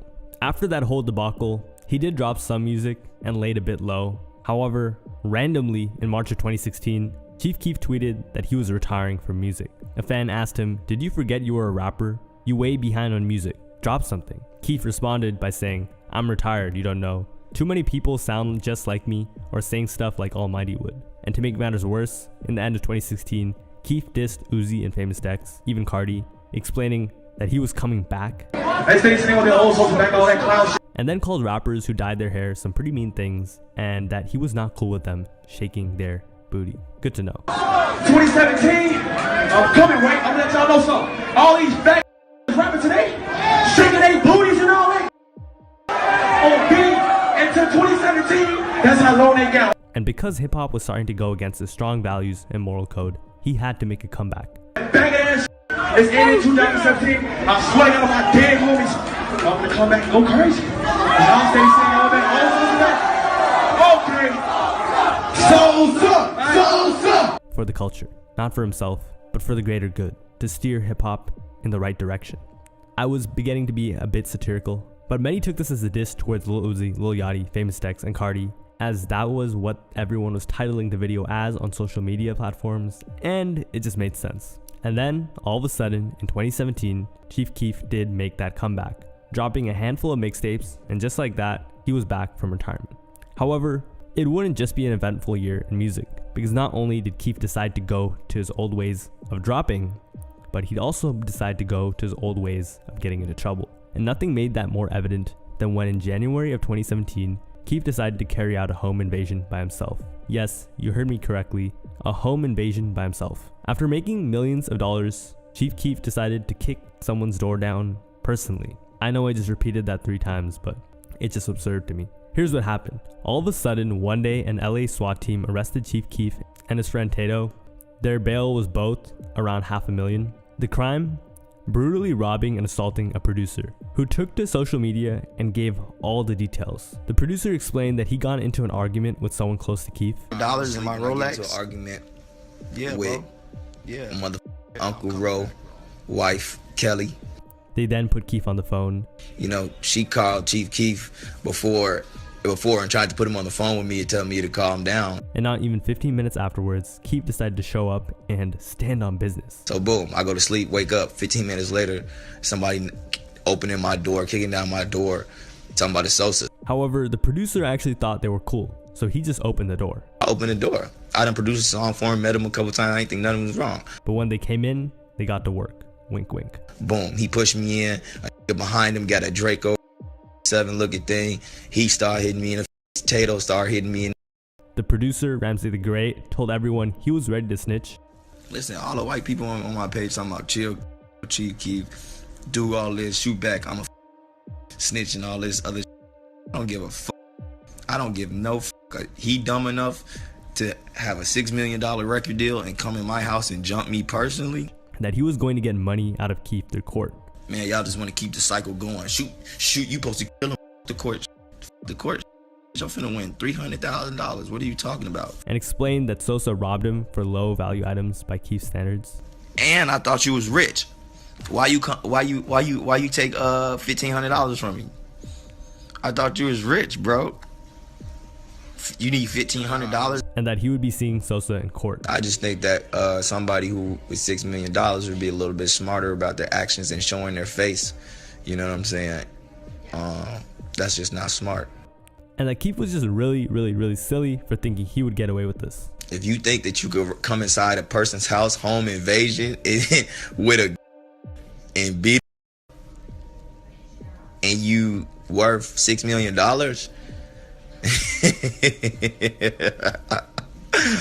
boy, you got like fucked up. You supposed to transition, try to be you better send somebody else to do it. You stupid, dude. You stupid, dude, for real. I mean, the producer was practically celebrating. Civil case coming soon. Civil case coming soon, like, and we talking 6 figures. However, meanwhile, after the snitch-a-thon, for Chief Keef, things were not looking good. California did not play about crimes like these. What's worse is this move could have seriously jeopardized Keef's freedom for years, not even because of this case. You see, one of the main reasons Keef went to California was to dodge his Chicago charges, because California does not cooperate with other states, unless it's capital M-word. However, being a celebrity is one of the few cases where states tend to bend the rules, and now Keef was in jeopardy of being sent back to the mean streets or justice system of Chicago. So things were looking pretty bad. However, luckily for Sosa, he lucked out, because in April of 2018, Ramsey the Great was sentenced to 10 years in prison for charges of human trafficking, pimping, and weapons possession. But 2017's misfortunes weren't over yet. Later that year, Keef had to bury his cousin Fredo Santana, who passed away due to natural causes, and losses like these weren't easy. Then, in both April and June of that year, Keef was arrested, once for speeding, which got him 50 hours of community service and probation, and then the next month for going against his probation. But then, once again, in 2018, he began dropping like the old days, and it looked like Keef had gotten back on track. I know I've said that like 10 times. However, for some reason, or not for some reason, he just couldn't get away from danger, because that year, the infamous 6ix9ine would pick Chief Keef as a target to beef over. It began when the well-known thought Cuban Doll was dating Tato. Cuban posted some pics of her saying Tato abused her, and apparently the reason hands were put on her was due to her FaceTiming 6ix9ine. 6ix9ine then posted a video of Cuban Doll at his side and said this. 4 years ago, 3 years ago, and living y'all raps, y'all don't do. I know that personally. And told everyone Chief Keef and his friends weren't going to do anything. Y'all gonna give me 48 hours? Yo, wait 2 months. Yo, this is going. Where I'ma die? Chief Keef, Lil Reese, all of them. Tato, Keef's cousin and best friend, if you didn't know that already, and Trippie Redd then dropped I People, where they threw shots at 6ix9ine. However, for once, 6ix9ine took it to real life and put a hit out on Sosa. One day, someone came out of his hotel room and fired a shot. Luckily they missed, but it showed that Keef was in real danger. However, nothing happened from there, other than an investigation that led to nothing. Later, in court, 6ix9ine admitted that he offered $20K for someone to shoot at Chief Keef, but not to end him. So it was all a front. Over the next 5 years, Keef would drop a lot of music, a lot, but none of his music reached the success his earlier work did, except a couple songs like Where, which some argued was a return to form. Looking back, Keef is often outdone by his early hits, like I Don't Like, Love Sosa, Hate Being Sober, etc. However, no matter what you say about him, Keef is one of the most influential artists of all time. I dare y'all to name another rapper outside of like Drake or Ye with their influence on a sound that has influenced a whole bunch of rappers recently to sound like them. I can't because all the rappers sound like each other. I don't know. But you agree with him on Keef's 100%. on how influential he is. 100%. Lil Uzi said the same. Most influential artist in hip hop, Chief Keef, definitely. I remember that. I remember like, that's another one too. I remember like they didn't, on the front, I had got it, and on the front, it wasn't even really like his picture, but like everybody else. I remember that. Like I remember that, and we was looking through it, he had all the photos, but yeah, he definitely influential. Lil Pump listened to him. Just listen a lot of like Chief Keef. Word. Yeah. You love Chief Keef. Yeah. Oh, bro, hard. Juice WRLD gave him his flowers. Chief Keef, what does that name mean to you? Shout out Sosa. I mean, it's just crazy to see that somebody shooting a video with their friends on their block where they from could end up, you know, being on charts and going platinum and having songs with, you know, Kanye, you know what I'm saying? Everything. Right. And me being a music head that I was and still am. And Sosa doesn't care about what the mainstream media thinks or does.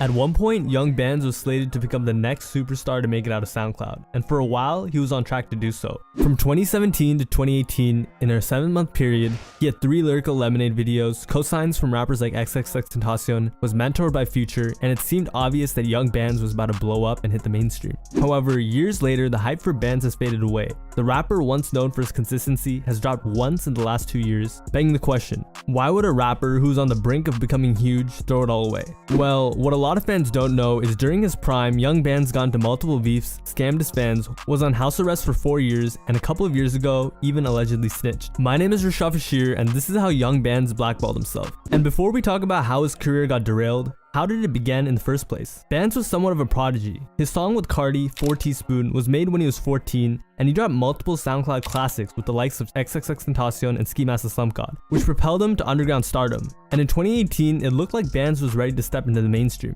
That year, Bands ended up being mentored by Future and affiliated with Free Bands. And after dropping 3 Lyrical Lemonade videos with a combined 60 million views and over 100 million streams, it was clear Bands was going places. But Bands was still a kid from the hood in Atlanta, and he would do whatever he could to make money. And this past ended up biting him in the back. So the first fatal mistake Bands would make and jeopardize his career wasn't actually a beef. It was a legal situation that led to him being placed on house arrest for 4 years. One day in late 2015, Bands and his friends walked into a condo, kicked a door, and began ransacking a residence. The owner, scared out of his mind, ran to the balcony and called the police. Bands and his friends continued on, and the owner, he began to panic even more. While on the phone with the police, he told them he would jump, and he did. The balcony was 3 stories high. Bands and the rest of his friends finished the job and left, and apparently they had to pass the body while they drove off, and decided not to help. The man laid there all night, and by the time the morning came, let's just say he went to a better place. So for a couple of months they laid low, but 3 months later, on February 16, 2016, they would all get arrested and get charged with the M-word. The whole time, Bands hadn't even turned 18 and was placed in juvenile detention. Luckily for Bands, he displayed excellent behavior and got out on house arrest, and soon after getting awarded house arrest, Bands was buzzing, but he couldn't do shows or accept any other offers to headline tour with other artists. So for the next few years, he was forced to sit in his house with his future unknown, and even said himself it negatively affected his career. I can't perform like I want to, you know. Can't go on no tours. I got invited to a couple tours I couldn't go to. That would have been a good boost for my career, you know what I'm saying? To be out touring 30 different states with a a bigger artist. Which is true, he couldn't capitalize on his hype, but it wouldn't take long for Bands to get distracted and began to beef with other rappers either. The first beef he got into was the man who was featured on his viral song, 4 Teaspoon, Playboy Cardi. It turned out Young Bands had never paid Cardi for his verse. The song had originally put Bands on the map because of how hot Cardi was at the time, and Cardi was salty because he felt taken advantage of. So he told his friend 1000 Band Funny to help him get back against Bands in person. Nigga on the 4 tablespoons. You talking about, bro, this ain't even pay me for the feature for the 4 tablespoons, right? So you calling me, bro, let's pull up and edit this shit out. So Cardi was about to put a hit on Bands for not paying for a feature. And that wasn't all. Fast forward a little bit, and Cardi was beefing with one of Bands' producers, Milan Makes Beats, who he also threatened. Milan and Bands were really tight at this time, and were working heavily. So Bands took Milan's side, and when Cardi took to Milan's Twitter DMs to threaten him, and Milan exposed him, Cardi would later call him a snitch. So Bands would go on live to defend his producer from Cardi, and explained his producer wasn't a snitch. Can't really call him a snitch. He just letting the situation be known for what it is. You know, like, that situation, you know what I'm saying? He ain't snitching. What is that snitch on? In reality, it was Cardi. You think Cardi snitching on himself, saying he gonna pull up on this in a DM? You snitching on yourself, you goofy. Honestly. And explained that he didn't have real beef with Cardi in his eyes. Me and Cardi ain't really nothing going on. Just mad. Like, he just mad. You know what I'm saying? Cause I guess the Milan situation. And that Milan was his brother. Milan my bro. I'm ride for who ride for me. You know what I'm saying? Simple. Loyalty go a long way. You gotta remember that. Very, very, very wise words from Mr. Young Bands, but ironically, he did the same thing Cardi did to Milan, steal beats, and Milan dropped a diss track on him too. And Bands also said that Cardi was a farming tool. Need to hold like real life, bro. Like all that rap shit, all that extra shit, talking about his song, bro. Besides all that, nigga still is really a hoe. You know what I'm saying? I can't hang around no with a hoe. But wait, there's even more. Bands and Cardi would go back and forth being cool over the years, and in 2020, they were seen in the studio together on Instagram Live, and they made a song called High As Us. However, later the song leaked, and Bands, still in his feelings, said he would replace Cardi on the song with Uzi. Still furious, he also DM'd the account that allegedly leaked the song. He asked, how you get the song? The account replied, DN. Young Bands naively fell for it and asked, who's DN? The fan responded, these nuts. But that wasn't important. The nail in the coffin was when Young Bands got exposed, and I kid you not, by a meme page, for backdooring Cardi on the internet. Bands DM'd the meme page to make a meme accusing Cardi of plagiarizing, but the meme page was a Cardi fan, so he exposed Bands for asking meme pages to make and repost memes that suggest he carried Playboy Cardi on a song. So Bands got caught sneak dissing Cardi through internet meme pages. This was 100% of Young Band's fault, and surprisingly, Cardi was the good guy, which if you're a fan of Cardi, you know the bar isn't exactly set too high. On top of all of that, the song never came out, and Bands even paid Cardi $100,000 for the feature, so Cardi did end up getting his revenge. However, Bands wasn't just beefing with his fellow rappers from Atlanta. He also decided to beef with anyone else he felt like, the first being Russ. From 2017 to 2018, Russ was a community punching bag for SoundCloud rappers like Lil Pump, and Young Bands decided to take a couple of jabs himself, calling Russ trash and a lot of other names that would get you in trouble. Bands was talking tough, saying things like, Russ, he don't want no smoke. Yeah. No smoke. And claiming that Russ was soft. Literally, Russ was, I guess, feeling butthurt. He was feeling sad like Lil Xan. That was trolling him. He was on some sad shit. But Band's big bro told him to lay off and apologize, and said Russ's feelings were hurt, and that Russ wanted to settle it over the phone. Band thought to himself, like, bro, I really don't give a f. He's like, you know what I'm saying? We trolling, but know that. Who cares, bro? But he got his number and began talking. And after speaking, he felt bad and... As a real I understood where he was coming from. So the beef was squashed. We squashed it, we squashed it. You know what I'm saying? We squashed it. He tweeted, just got off the phone with @Russ, and it's all love. Sometimes you gotta put yourself in other person's shoes as a real one. It's quiet for the Russ. He hit me as a real person and let me know his view on this, and I respect it, so it's dead. And Russ co-signed it with prayer hand emojis. However, fans thought Bands did it out of fear, not because he was trying to do the right thing. Because earlier, Russ made an appearance on The Breakfast Club in which he threatened to release embarrassing videos of Smoke Perp and Bands. And after Russ released the video of Smoke Perp catching a fatal case with the beats, fans thought Bands was next and believed Bands only made up because he was afraid of Russ. So the next day, Bands dissed him again. But then like the next day, you didn't really feel the same way? Got it. Got it. And explained he wasn't scared of Russ. What pissed me off, the fans came out like, oh, Bands is scared of Russ, that's why he did that. Bro, I don't give a Russ, you know what I'm saying? Like literally, I don't give a about none of that. You literally like called me and begged me like, basically just had the internet stop trolling you like. And he made one of the best excuses I've ever witnessed. He claimed his manager hacked him and changed all his passwords and made the announcement, "Y'all not gonna believe what happened yesterday. My manager hacked me and changed my passwords," and tweeted out saying it's not F Russ anymore, cause he felt I should squash the beef. SMH, my true one of one fans know I ain't scared of no one. F Russ for life. I would never betray my fans. We stand on 10. And afterwards, took multiple more shots at Russ, calling Russ a female dog, trash, and that Russ should be in jail. While this was all going on, Bands was also steaming hot in the rap game, but he was reckless and was getting into beefs left and right, something that today fans don't remember or realize how negatively this really affected him. He'd even diss Lil Xan and commented on his Instagram, "L, your new name Russ Jr." And once again, he dissed Xan because of his ego. They made a song together and Lil Xan did repost it on his Instagram story. You did a song with him or something at some point, and then you just randomly on Twitter said like, "I wish I didn't do that song with Lil Xan." He didn't post a song. Oh. So Bands claimed Xan was fake. Gotta stop showing fake love, bro. This rap is just too oversaturated with fake, bro. And that he never should have done a song with him. Another beef fans would get into was with Offset, who allegedly gave him the beats for talking about Cardi B, his wife. On Offset's Instagram story, he said, "After I got in the mall, I would talk smack too. They don't tell you that part, how they got washed in sacks." So something definitely went on between them in the mall. And this incident prompted a troll from Bands, a video where he showed his face and said he wasn't touched by Offset. My face. Do it look like I got left out bad and bullshit? And also told Cardi B to check her DM. Tell Cardi B check her DM though.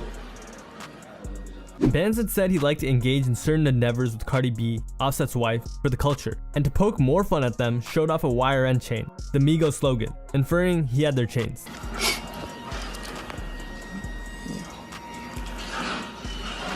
This was very foolish, as young Bands was on supervised house arrest, and mentioning Offset's family wasn't a smart idea because that's usually when people take things to the next level. And you have to remember that at this time, the Migos were at the top of rap in their prime, and Bands being from Atlanta, if Offset wanted to do something, he could have. But Bands wasn't just beefing with rappers, he was also scamming his fans, and it wasn't a single occurrence, he was doing it all the time. And there were two notable instances where he scammed teenage fans for large sums of money. The first fan he scammed was a 16-year-old fan of his. Bands responded to a fan's message and said he needed $2,000 for a feature from the fan. After the money was sent, Bands told him he had to send $200 more because Bands had responded to him, so he charged a speaking fee. Months went by, and after many requests, the fan never got the feature or his money back. He was played. The next fan Bands scammed was also young, and it was for $2,500. After the money was sent, Bands ghosted the fan, so the fan contacted Bands' manager, who explained that the fan should have contacted the manager first, not Bands, admitting that Bands couldn't be trusted to do business, which was kind of funny. The manager did resolve the issue, but sent a recycled verse to the fan, and after receiving tons of backlash online, Band's manager refunded the fan so that the fan would take down the expose.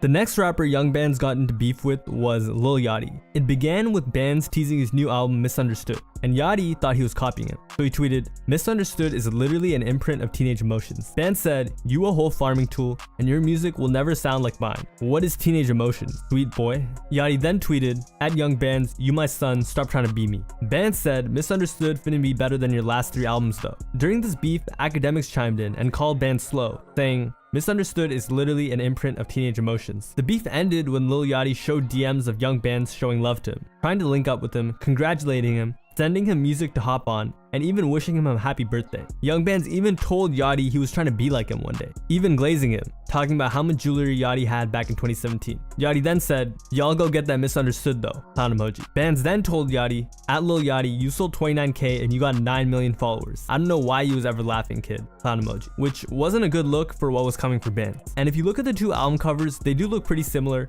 Some of the people in Yachty's album were even put in Bands' album cover, and as a fan of both artists, I'd have to say neither of the albums were insane, so no one really won this beef. And later on, Bands said Yachty was just being soft. I feel like it wasn't even, it still was a joke. Just take shit overly offensively when they hating. But Adam 22, someone much older than Bands, tried to check him and warned him to be careful with beefing with others. But you're kind of too big to just be like talk shit about somebody and thinking it ain't gonna turn into something. Like you're out here still acting like you're just like a regular dude. Like people ain't gonna give a fuck if you just, cause like calling some random dude in the comments is like that. Everybody who ain't famous gets to do that and nobody thinks about it. But once you're famous, then all of a sudden it's a thing. Unfortunately, Bands didn't take this advice. He was just, "But I'm telling you, Adam, I'm still a regular dude, bro." The Yachty beef was pretty embarrassing for bands, but even worse than the beef was the fact that bands had chosen to beef with Academics, who bands was actually cool with at one point, and they even had a live stream together. But unlike Yachty, Academics was not gonna let bands' disrespect go, and took advantage of bands' misfortune. Bands claimed he didn't like how Academics would only post negative news. Is it the same energy with Academics? We the #1 media source, you know what I'm saying? One of the #1 media sources like in this rap. He throwing a lot of salt. He throwing salt. He throwing accusations. Academics told bands his music would flop, called it trash, and much more. What's ironic is bands said, as soon as he hit you with some facts, you know what I'm saying? Like them the people who argue the best. Like them the people who make people like go crazy.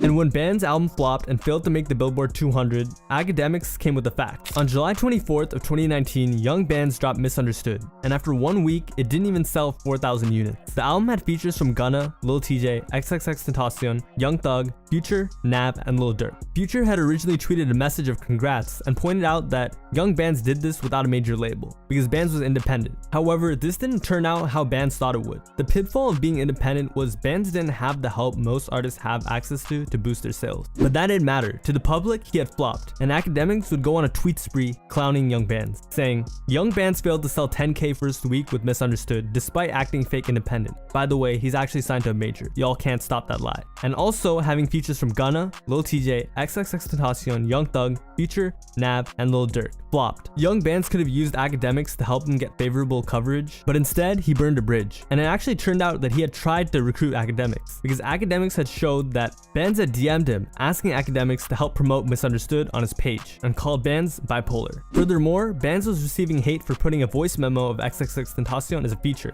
and Academics called him out for that as well. Bands, well, he didn't have a response, and the curse of DJ Academics moves on. And the week after, Bands finally took some accountability after a member of his team spoke to him. In an interview with Genius, he said, Ebony, she's a part of my team and we talk all the time. She called me one day and she was just like, yo, all that beefing and stuff, you're just so talented. I don't want it to distract everyone from the music. He continued, so actually, now that I think about it, it does a little bit, Bands said. And after what followed, it was evident Bands realized too late. On December 3rd of 2019, in a miraculous turn of events, Young Bands had beat his M-word case. He shared a video of him without his ankle monitor and in good spirits, saying, just got off house arrest and beat my case after 4 years. I think it's time for me to set up a tour. Where y'all want me to come? And in a statement to XXL, Bands made it clear he was ready to go up. This is the start of a new life for me. I got nothing holding me back. I want to thank my family and all my fans for keeping me sane during this whole situation. Now it's time to go up. But it didn't go how he wanted. Right after he got off of house arrest, the lockdowns began, and he was back stuck in the house. So Bands wasn't able to capitalize off of his newfound freedom.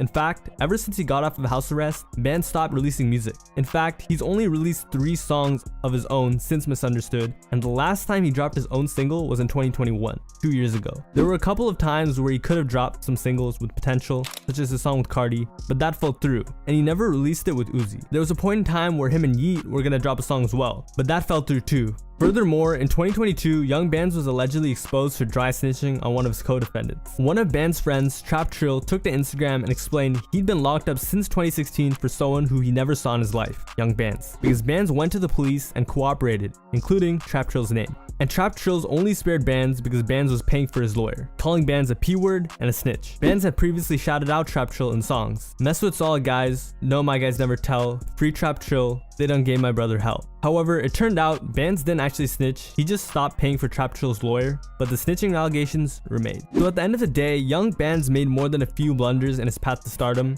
and that's why it never happened. So in 2023, Young Bands has probably missed out on his chance to make it big in rap, but he still has a loyal underground fan base, and I think a comeback is possible. Back in 2017, Saw Baby was being touted as the next big thing out of Atlanta. A unique flow, a viral music video / hit song, features and connections with everyone in Atlanta. What could possibly go wrong? Well, after getting his hit song Pull Up With a Stick, today Saw Baby is irrelevant.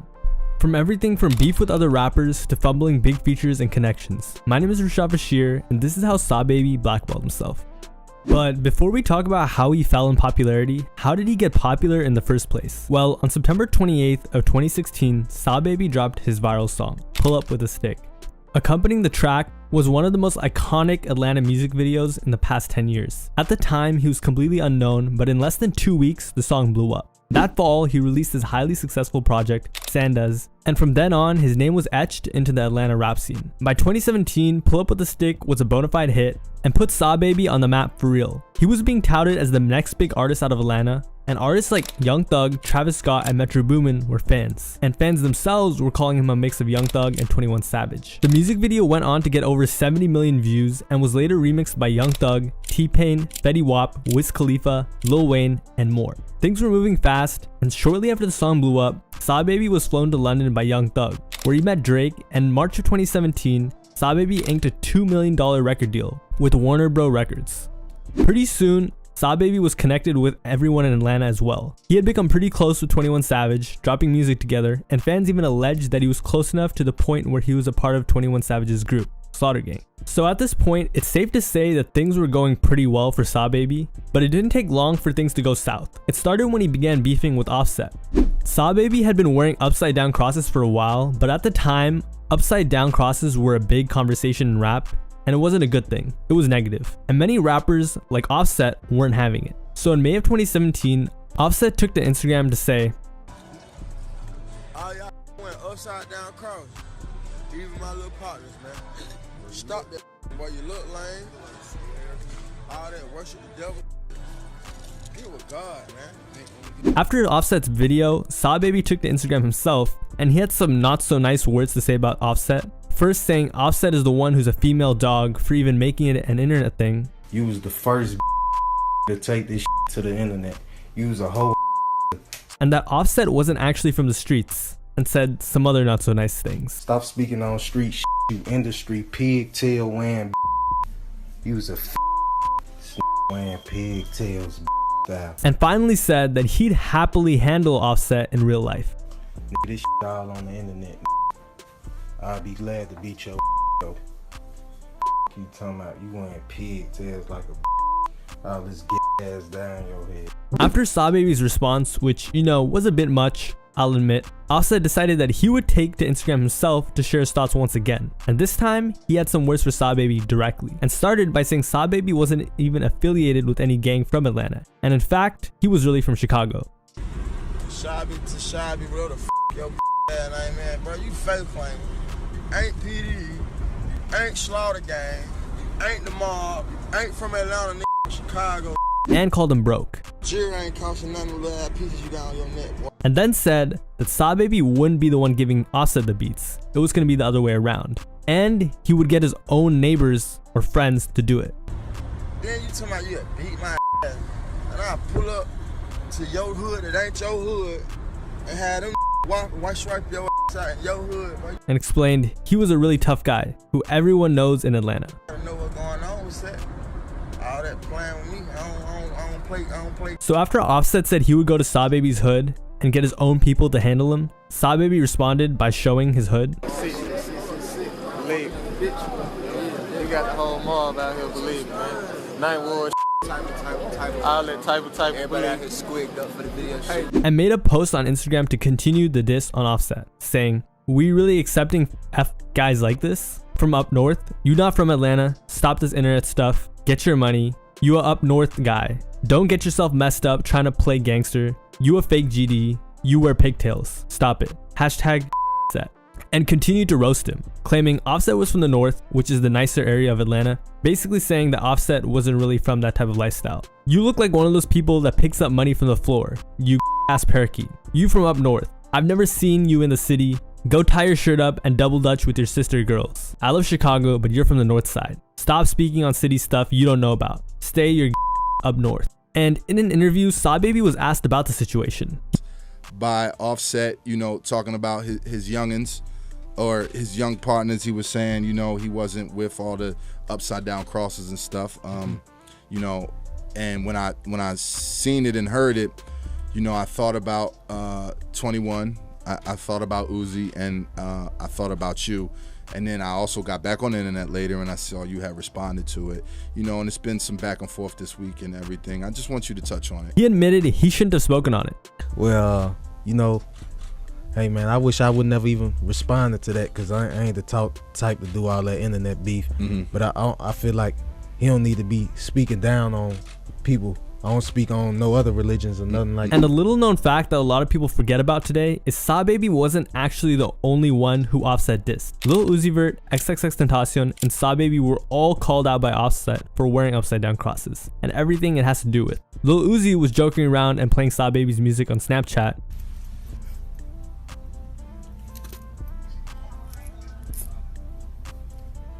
I'm the coolest clam in the sea. And XXXTentacion spoke out for Sa Baby too, as well as defended himself in his own beef. Hey man, tell the Offset to get off man. On that for him, man. Yo, man, always on somebody man. Shut your up, man. Like 35, still trying to catch the wave. Your career over, man. Shut that up. You run. In fact, Sa Baby and Uzi actually became friends over the situation, although no music ever came out. I saw you and Uzi connected earlier in the year via Twitter too, you know, and he had kind of reached out and sent some tweets and saluted you, what have you. Yeah, most definitely. I mess with Uzi. Yeah, and great guy. Have you guys discussed? You know, he wears his cross upside down. Yeah, too. yeah. We was just on FaceTime yesterday. Yesterday, we supposed to be linking up when he get in town. Yeah, we discussed it. We go have a lot of talks and stuff like that. And in the same interview, Sa Baby cleared up the whole 666 and upside down cross too. Yeah, for sure. But you know, talk about the meaning of 666 for you and wearing the cross upside down. 666, 6 protons, 6 electrons, and 6 neutrons. That's what makes up melanin. And you know, us brown skinned people, we all have melanin in us. Right. And I'm proud to be black. We got a lot of. So I'm like people. Even the interviewer had his back. Grew up listening to a group called 666 Mafia. Yeah. And we all salute Juicy J and DJ Paul and what those guys did for the culture and won a Grammy. And their name is 666 Mafia. Yeah, for sure. And in that same interview, Sa Baby explained he would never speak down on any other religions the way Offset did. It's kind of hilarious to me how the interviewers just went along with it, like Sa Baby's religion was a real thing. Like, he don't need to be speaking down on people. I don't speak on no other religions or nothing like that. So I don't think he should be speaking down on young people that, and I saluted them back then. Right. I said they was creative and stuff like that, but I don't think he should be speaking down on people. Right. But I should never respond it though. I ain't that type of guy. Do all the internet. Yeah, I mean, you know, I think. And to be honest, Offset wasn't actually that wrong for assuming what he assumed. So Sa Baby decided to clear up the rumors surrounding his upside down cross and explained he actually had created his own religion. I created this ideology for seeking truth. I had this mindset since a young boy. I stand behind this and we will for it. Book coming soon. Unknownism. Accepting the fact of not knowing all this they tell us is true. 666, 6 protons, 6 electrons, and 6 neutrons. And a quick little rant. I don't know what atoms have to do with not giving a like, why does every rapper justify their upside down crosses with atoms? It's like the most pseudoscientific thing ever, because atoms are in every living and non-living thing, even rocks. So to me, it was completely okay for people to call out Sa Baby over this, at least without an explanation. And he also explained that the cross had more meaning than his new made-up religion.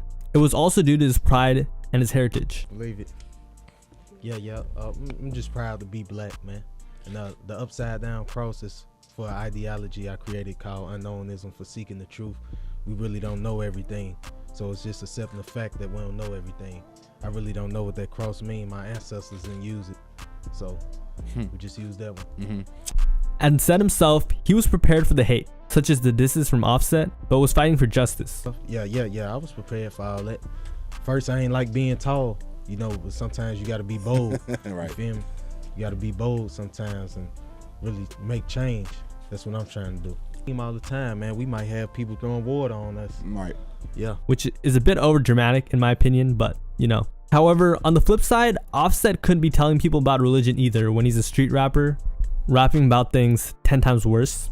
And Sa Baby recognized this. So he also called out Offset for being a hypocrite, as Offset and the Migos would frequently blow thousands at the club, but only donated a measly 1,000 to their standards to their high school. So on Instagram, Sa Baby said, "You look lame as talking about my cross. My cross is gonna stay upside down. Y'all donate $1,000 to Washington, but throw 10,000 in the club. I will." And Sa Baby led by example. After encountering a young fan at a store, he got him a gift and the fan burst out crying. Giving back to the community was something Sa Baby actually believed in, as he grew up dirt poor. But overall, the whole upside down cross stuff really got people upset in Atlanta specifically. Young Thug was already rocking a dress, so people began getting scared, like, damn, is this the new normal? And that's not shocking considering Atlanta is pretty conservative. So a lot of fans were like, yo, this might be getting out of hand. And Saw Baby, he wasn't as big as Young Thug, so he was gonna take a lot of flack for it. Lil Yachty actually spoke on it as well. In an interview, Lil Yachty tried to play both sides and said that both Saw Baby and the Migos were his bros, but he defended Saw Baby. I gotta ask you about something because it just popped up on my Instagram timeline. Uh-oh.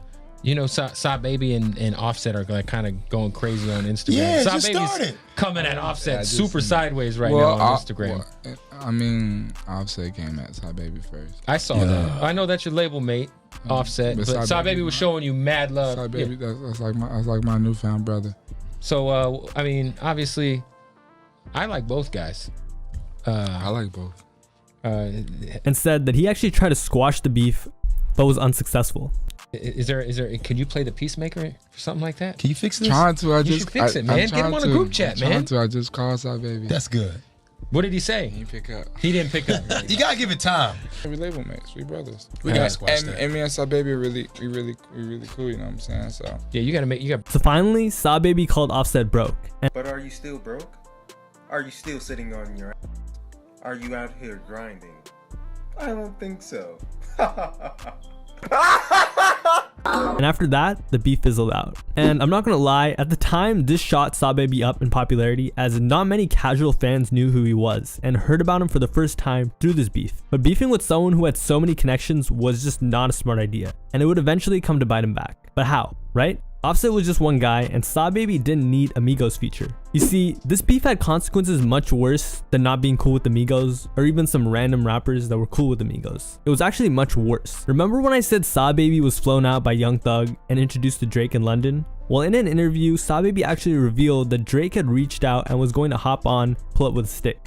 Who you working with, man? Who you trying to work with? I'm working with his with Drake, obviously. The Drake verse is coming, right? Have you ever talked to Drake? Yeah, I talked to him. You talked to him, so that means he's gonna get on the song. Drake is like really good at hopping on waves, and I feel like he's gonna hop all over your wave, but it's gonna be good for you. This would have been huge, and taken Saw Baby from a rising rap star in Atlanta to a star in hip hop. Drake gets on a song and it goes to the next level. Ironically, Drake had actually done this with Offset and the Migos on their song together, Versace. Hop all over your wave, but it's gonna be good for you. Yeah, most definitely.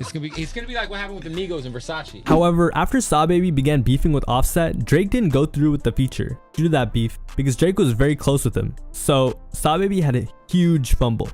But see, Saw Baby didn't just beef with rappers. He also had snitch allegations after his song Pull Up With a Stick. Confused? Let me explain why. Remember how Saw Baby's song blew up to the music video? Well, the reason people were drawn to the video so much was because of all the toys in the background, if you catch my drift. And it didn't just get eyeballs from rap fans. The neighborhood was actually being investigated by the authorities, and the video caught the attention of the feds, eventually becoming one of the key pieces of evidence in a federal investigation that took down 28 buildings in Atlanta. Assistance, because obviously we know that people know what's going on, and again, I believe that they are afraid. The housing complex that Saw Baby shot that music video turned out to be a safe house for gang activity and weapons, and 3 days after the music video was dropped, the feds launched an investigation called, I kid you not, Operation Gang Beam. The music video was a dream come true, and the feds ID'd everyone in it. Had our full unit going through frame for frame, trying to document people from the video and figure out their criminal history, Long story short, they found out everything they were looking for, leading to 26 sentences, 2 life sentences, multiple code violations for the buildings, and all 28 buildings were eventually demolished after a city order. Keep in mind, none of this would have been possible without Saw Baby's music video. At the time, he dodged it and went on tour with Young Thug, but it didn't take long for brain-dead fans to begin accusing Saw Baby of being a snitch, and it definitely hurt his reputation. Saw Baby's cousin also exposed Saw Baby for not really being about what he raps, allegedly. Saheem, come on, bro. Be for real. You ain't pulled up with no kind of sticks, bro. Your mama didn't even like the video. You borrowed them sticks in the video. Come on now. Be for real. You ain't grow up like that. I don't even know why your daddy let you do all that dumb.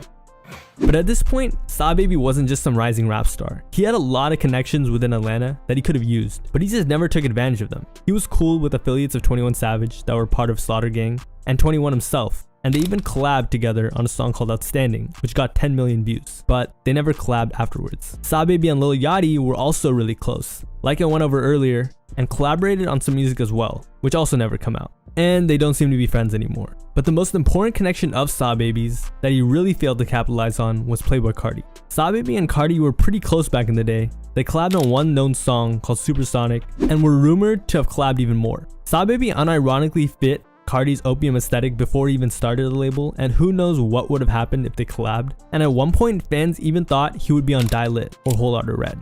But one of the most important reasons, if not the most important reason Saw Baby didn't go up, in my opinion, which is basically overlooked by everyone, even fans of his, was his mental health. After his initial success, Saw Baby's mental state began to deteriorate fast after he began losing family members of his. In an interview, he spoke about how tough it was for him, explaining he was really depressed and in a dark mental state. Lost. I was kind of lost, you know. Just came out Sanders, came out Squid-tastic, depressed. Saying my cousin, Demon Child, it was depressing. I was waking up at 6 in the morning every day, you know what I'm saying? I was a little bit sick too, but yeah, I was just depressed through this. And that without his family and son, he might not have gone through it. I got a son, I got family that's dependent on me.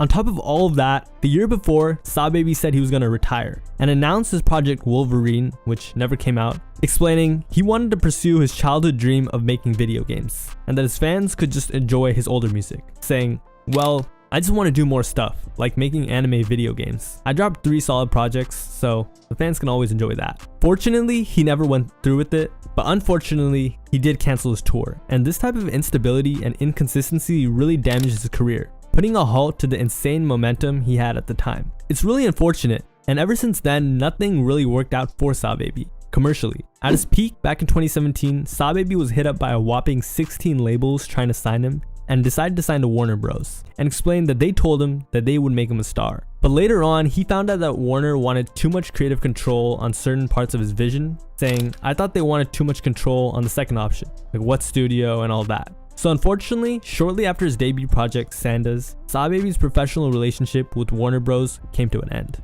So all of this has led to Saw Baby's current state. He's popular, but nowhere where he could be if he applied himself. And on the internet, you'll find many fans asking why Saw Baby isn't more popular, saying, why is Saw Baby not more popular? I was just wondering why he's not more popular than he already is. With his monthly streams, they're good, but they just don't make sense for the amount of talent he has, if that makes sense. Why is he not in the limelight? Did he make mistakes that damage his career or something? A fellow fan explained that he doesn't promote himself on social media, he doesn't drop music, and that he doesn't care for his success, which is true. And this isn't the only one. There are tons more posts, and in early of 2022, Saw Baby had deactivated his Instagram for months, going ghost, worrying his fans. Moreover, back in 2017, Saw Baby turned down signing under Young Thug, which would have been a huge career move at the time, but considering what happened recently, he may have saved himself. Recently, Saw Baby's actually been doing pretty good. His most recent single, Lost All My Feelings, blew up on TikTok, which made me pretty happy. And I definitely could see him making a comeback because his sound is still very current in today's scene. In fact, he was actually very ahead of his time back in the day.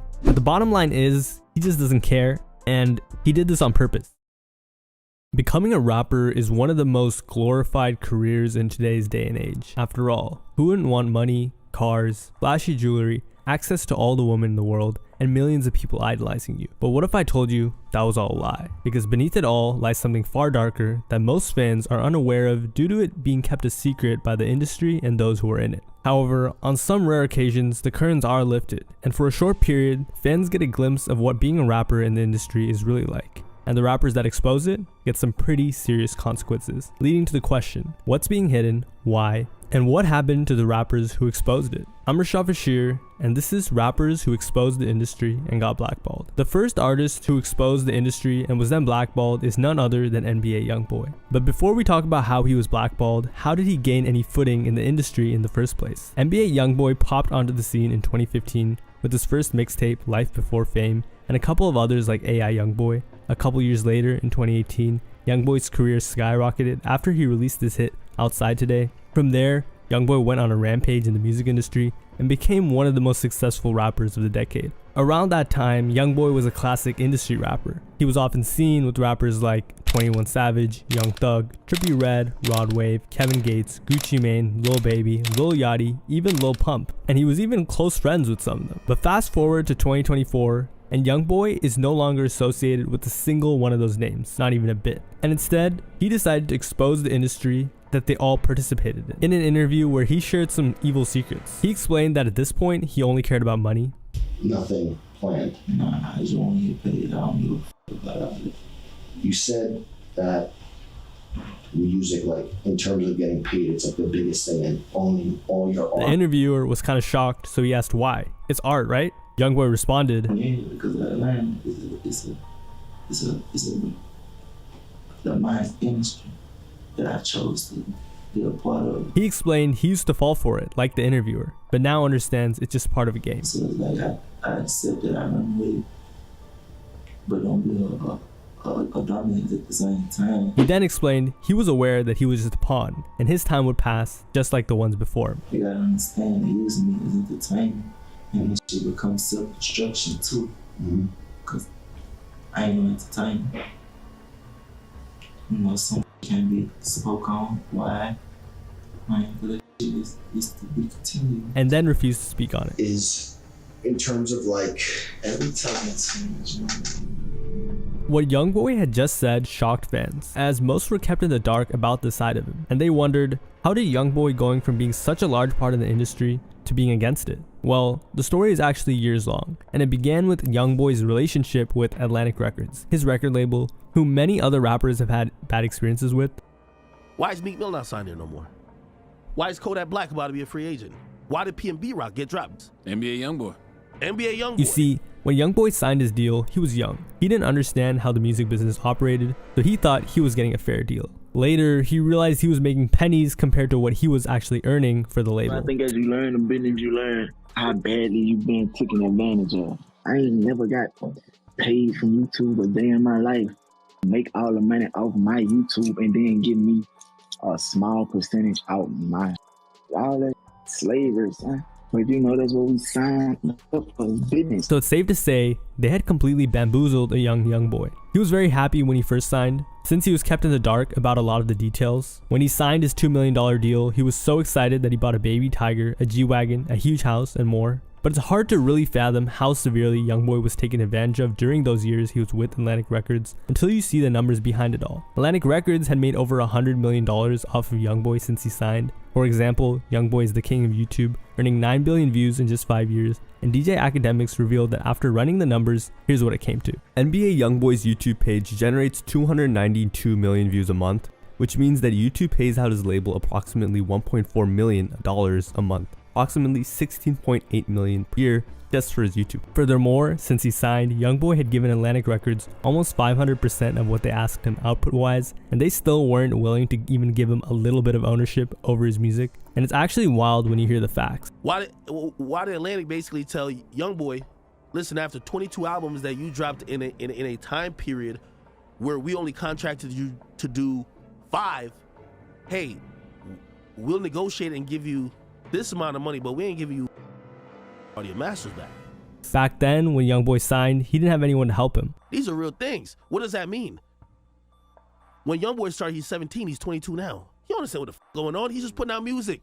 He had no idea what he was doing when he was young. These are things that to a 17-year-old coming in the game, that was like when he got in the games. But today, he has people in his corner like the morally righteous music mogul known as Birdman. That was a joke, by the way, because I know some of you guys are going to think I'm being serious. Who showed him how much he's been robbed of. It took a team to be around him. Now he just started, and that's why he loves Birdman so much. Even though, you know, you can say whatever about Birdman. Birdman helped him understand, and his team as well. Bro, you know, you just satisfy, theoretically, you satisfy your contract 4 times. They're eating crazy off of you. Look how much they own your YouTube money. They own this. To show you how bad Youngboy was messed over, in another interview, Youngboy explained that his record deal was basically slavery. What have you learned about the music business since you got in? That is slavery. Why do you say slavery? Explaining he really should be getting more and got only a small fraction of what he actually made. We don't get what we deserve. Man, you gotta think about it, bro. Out of this whole Say if you make 300 M's, out of this whole 300 M's, you ain't gonna probably see shit but 20, 30, or probably not even that. You never know. There's always some new pussy you're trying to come in with. Getting 20 to 30 million out of 300 million, then taxed at a 50% rate, and then ran through because, you know, he's a rapper, it's just highway robbery. So most fans understood when in 2022, the chart-topping rapper turned down $25 million to re-sign. Because although it may sound like a lot, as you just heard, it was nothing compared to what he was making. However, what a lot of fans don't know is that YoungBoy was willing to stay at one point, even after all this mistreatment. There was a possibility he would have stayed at one point, but they weren't talking the shit he talking. Because labels don't really believe in giving you ownership, they believe in only paying you to own you. Again, he wanted a partnership, but they wanted to own all of his music, which may have been the reason he referred to himself as a slave. YoungBoy wanted to partner with Atlantic. He wanted to, hey, listen, we partner, but I own my work. Atlantic said, we'll give you more money, you'll never own your work. Not over here. And you'd think after this type of treatment, YoungBoy would have trouble staying relevant and keeping up the numbers he was getting. As after all, the promise that labels make you is they'll blow you up and keep you mainstream if you sign with them. In return, they get to own your music. However, it turned out to be the exact opposite. Despite his mistreatment, YoungBoy continued to be wildly successful. He racked up 5 number ones and plenty of platinum certifications. So this doesn't add up, right? An extremely successful musician just being blackballed for no reason. Well, there was a reason, and it was his horrible relationship with the label. He hated them so much, he even made a crazy offer just to get out of his deal, which they denied. Since then, he's dissed Atlantic every time he could, and his feud with Atlantic is so bad that they have even tried to make him fall off without any luck. For example, I was going number 1 2 weeks straight with a mixtape, so they took it down off the charts, laughing emoji, I don't give a you still can't stop me. Don't sign at Atlantic if you're an artist. They're not going to support you, especially if you live a certain way.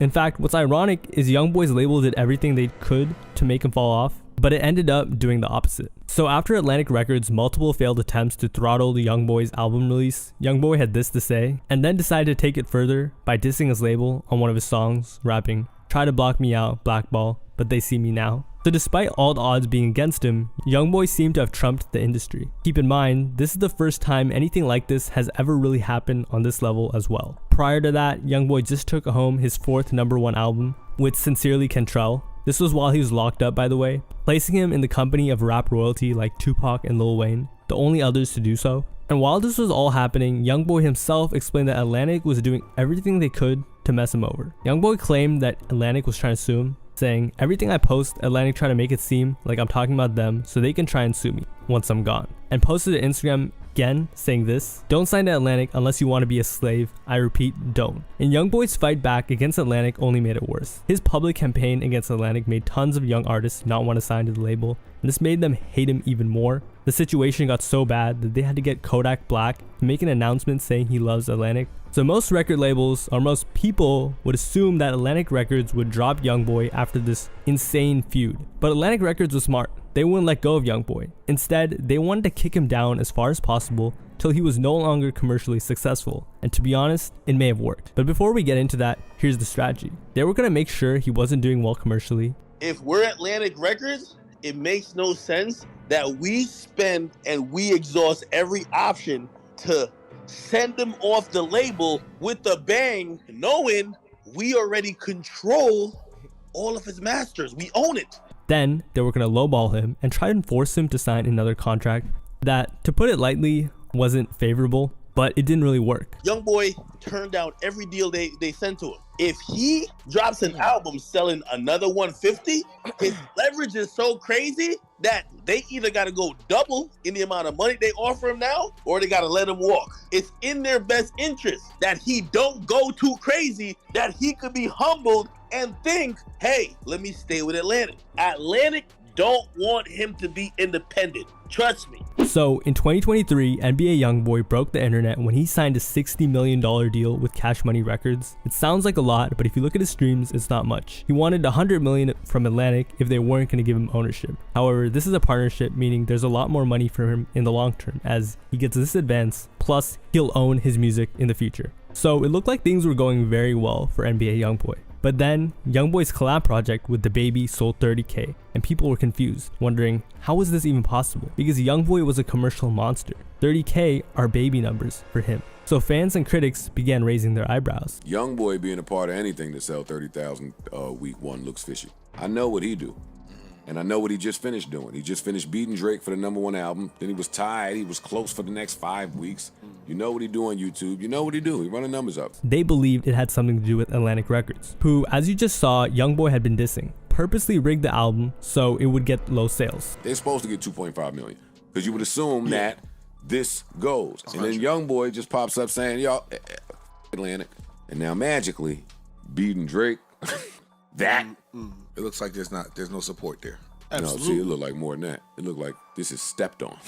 However, that wasn't even the end of it. As it turned out, beefing with one of rap's largest labels was only one part of the equation of YoungBoy being blackballed. See, it may have been clear that YoungBoy had stopped participating in industry politics, but more importantly, after YoungBoy stopped participating in the game, other rappers stopped showing him the same love. And it wasn't their fault. In a live stream, DJ Academics explained that rappers in the industry were basically not allowed to show YoungBoy any love. When Drake dropped, everybody and their mama posted his album. If Thug drops, the whole industry posted. Travis drops, the whole industry posted. YoungBoy dropped, and it was not that many. However, many fans point out that YoungBoy doesn't mess with that many rappers himself, which is true. You might say, well, YoungBoy don't with nobody, and that's true. However, he does collaborate with tons of rappers and even help certain rappers make comebacks, such as the Migos, with their single, and even they don't show him public support, which is honestly just sad. YoungBoy in the last year has been on collabs with Future, Migos, Nicki Minaj. Did all of them post his album? Did they show the support? I think that YoungBoy was used in a good capacity for other artists when they needed singles. It was clear YoungBoy was just being exploited. It kind of shows me how cliquey the industry is. If you're a part of the clique, they basically you out. But if you're not really that cliquey with everybody, they act like and he was right. But to be fair, YoungBoy wasn't making it easy for himself. Besides that, YoungBoy has also been beefing with many notable figures in the industry, the most famous being Lil Durk. Like when he said, "This that Squid Game, O-Block, Pack, get rolled up." This was him talking about the passing of King Von to taunt Lil Durk, and this beef has made the most notable figures in the industry side with Durk, who is a more industry-friendly artist. And a lot with Durk, you gotta be a certain type of artist to be able to just be in the middle. If you kicking it like your brother, so in a you situation stand on that, I feel like. Another example is in YoungBoy's song F the Industry, where he would diss them, including the head honcho himself, Drake, first explaining that all these industry rappers were all B-words for thinking they would be able to gang up and get rid of him, rapping, "Top says F all these guys in the industry, ass people, clicking up and thinking they're gonna finish me." And that when he spoke to Drake, he told him he was on Durk's side, so he couldn't collab with YoungBoy. Talked to Drake over FaceTime, told me he messed with Durk, damn this stuff getting to me. But YoungBoy wouldn't let it get to him, and now they were enemies, saying, "Tell me that like he the shit I'm doing, but he can't do shit with me. Damn, you my enemy." By the way, YoungBoy and Drake have a collaboration from 2021 that hasn't come out, but he didn't just diss Drake and Durk. He also dissed Lil Baby, Gucci Mane, 21 Savage, India Royale, and even dissed Apple Music for promoting his ops. The song went up on YouTube and went crazy almost immediately. See, most artists in YoungBoy's position would be thrown to the curb, but despite all odds, YoungBoy was still on top and continued to defeat the industry. For example, in 2023, he collaborated with Lil Nas X, who actually reached out to him first, and rappers like Tyler, the Creator, have shown him immense support. Sending love to NBA YoungBoy, man, for real. He's such a sweetheart, dude. Like, we kicked it a few times. Like, that is a sweet person, bro. Like, I think he's just evil. Like, no, he's like fun. Later on, Tyler would feature YoungBoy on a song, earning him his first Grammy nomination, and YoungBoy and Lil Nas X would debut on the Billboard charts. In 2023, YoungBoy was the third most streamed artist behind Drake and Taylor Swift, which is insane, but especially when you take into account that everyone knows who Drake and Taylor Swift is, but no one outside of rap, especially in America, really knows NBA YoungBoy like that. However, although 2023 was a good year for him, it was also a year in which he embraced a lot of change. At first, fans were eager to see him return to the spotlight. He was making more public appearances on the internet, and they were pretty excited. However, what they got instead was a completely different version of him. Stop the violence. He used to speak like this. I don't give a fuck if I gave you $1,000, bitch. Now he speaks like this. Thank you. Before that, he glorified violence. Now he didn't. Furthermore, he debuted a new look where he was wearing makeup and lipstick. So fans accused YoungBoy of taking part in some sketchy things. I'll let you come to your own conclusions. After he publicly wore makeup and claimed he liked it. I like painting my face or putting makeup on. Like, I don't know. I like to look in the mirror and see everything black, like my eyes and What you mean? Because that picture we seen that was with like the last like. yeah, that's 100% real. That's me being myself. That's me. I don't know. I feel comfortable that way. Like, Is I that like don't face know. paint? Nah, I don't know. Coming from the gravedigger himself, this was pretty shocking. So it made sense that fans were really confused, and they began to think that they were witnessing the fall of NBA YoungBoy. Remember, YoungBoy was originally locked up for possession of a firearm while on probation. He was running from the cops when he was pulled over, and I guess he was just such a demon that he had to be tracked by K9s, all allegedly, of course. You be hiding. We real headhunters, man. Come on, man. Just open their mouth and came to what they was, man. So, with his new soft-spoken voice and new look, his fans had a hard time recognizing him. But it turned out that YoungBoy actually had a pretty valid reason for his switch up. He explained that once again, it was due to the industry that had forced him or rewarded him for such behavior. And after a lot of reflection, YoungBoy explained that he was trying to right his wrongs, as he had been far too much of a negative influence on the youth. He explained that from the age of 16, he was given millions of dollars from the industry. At the time, he didn't realize how they had trapped him, and when he did, it was too late. In that interview, he reflected on his life quite a bit and said he realized that he had had an incredibly negative influence on the youth, which he visibly regretted. Look at the shit I spoke about. Look at the shit I put in these people's ears. Man, I feel very wrong about a lot of things. How many lives I actually am responsible for when it comes to my music. How many kids and people have gotten in the car or put this shit in their ears and actually hurt someone. And now I'm sitting back like, damn. He explained that it changed the way he thought of music completely, and that he was becoming a Mormon, getting married, which is pretty wild considering the fact that he already fathered 11 kids with multiple wives. Well, this would not be a great move in terms of his music career. A good example of what happens when you try and become a peaceful/spiritual rapper is NLE Choppa, who tried to become a spiritual rapper, flopped, his career went down the drain. He then went back to rapping about violence and substances and blew up again. Fans were worried the same would happen to NBA YoungBoy. But luckily for fans, YoungBoy never tried to take that route, at least musically, and stayed true to his gravedigger roots. That's a joke, by the way. But the fall-off narrative remained, as YoungBoy's erratic change in personality may not have made his music more peaceful, but it did have an effect on it. He was rapping completely differently from how he was in the past. For many fans, YoungBoy just didn't hit as hard, and his music wasn't doing the same numbers like he was back in the day. And this wasn't just a little bit of outcry from his diehard fans. Everyone was speaking about it. For example, the notorious music critic Joe Budden agreed that YoungBoy was trash as well. You ready to tell the truth about NBA YoungBoy? I'm not ready to do this. What's the truth? That nigga trash. He's horrible. He is horrible. Damn. He is horrible. He is really, really, really, really, really bad. As a rapper or a person? I don't know him as a person. Oh, okay. I'm only speaking about music. He then explained that he believed YoungBoy was never actually doing that well, and that the label had manufactured his career artificially. He's really, really, really bad. And that thing happened with him where when he was out, the label pushed a button and did some YouTube shit. So then all the little kids had to just come to the gathering and tell you about NBA YoungBoy views and how great he is and how awesome he is and how amazing he's doing.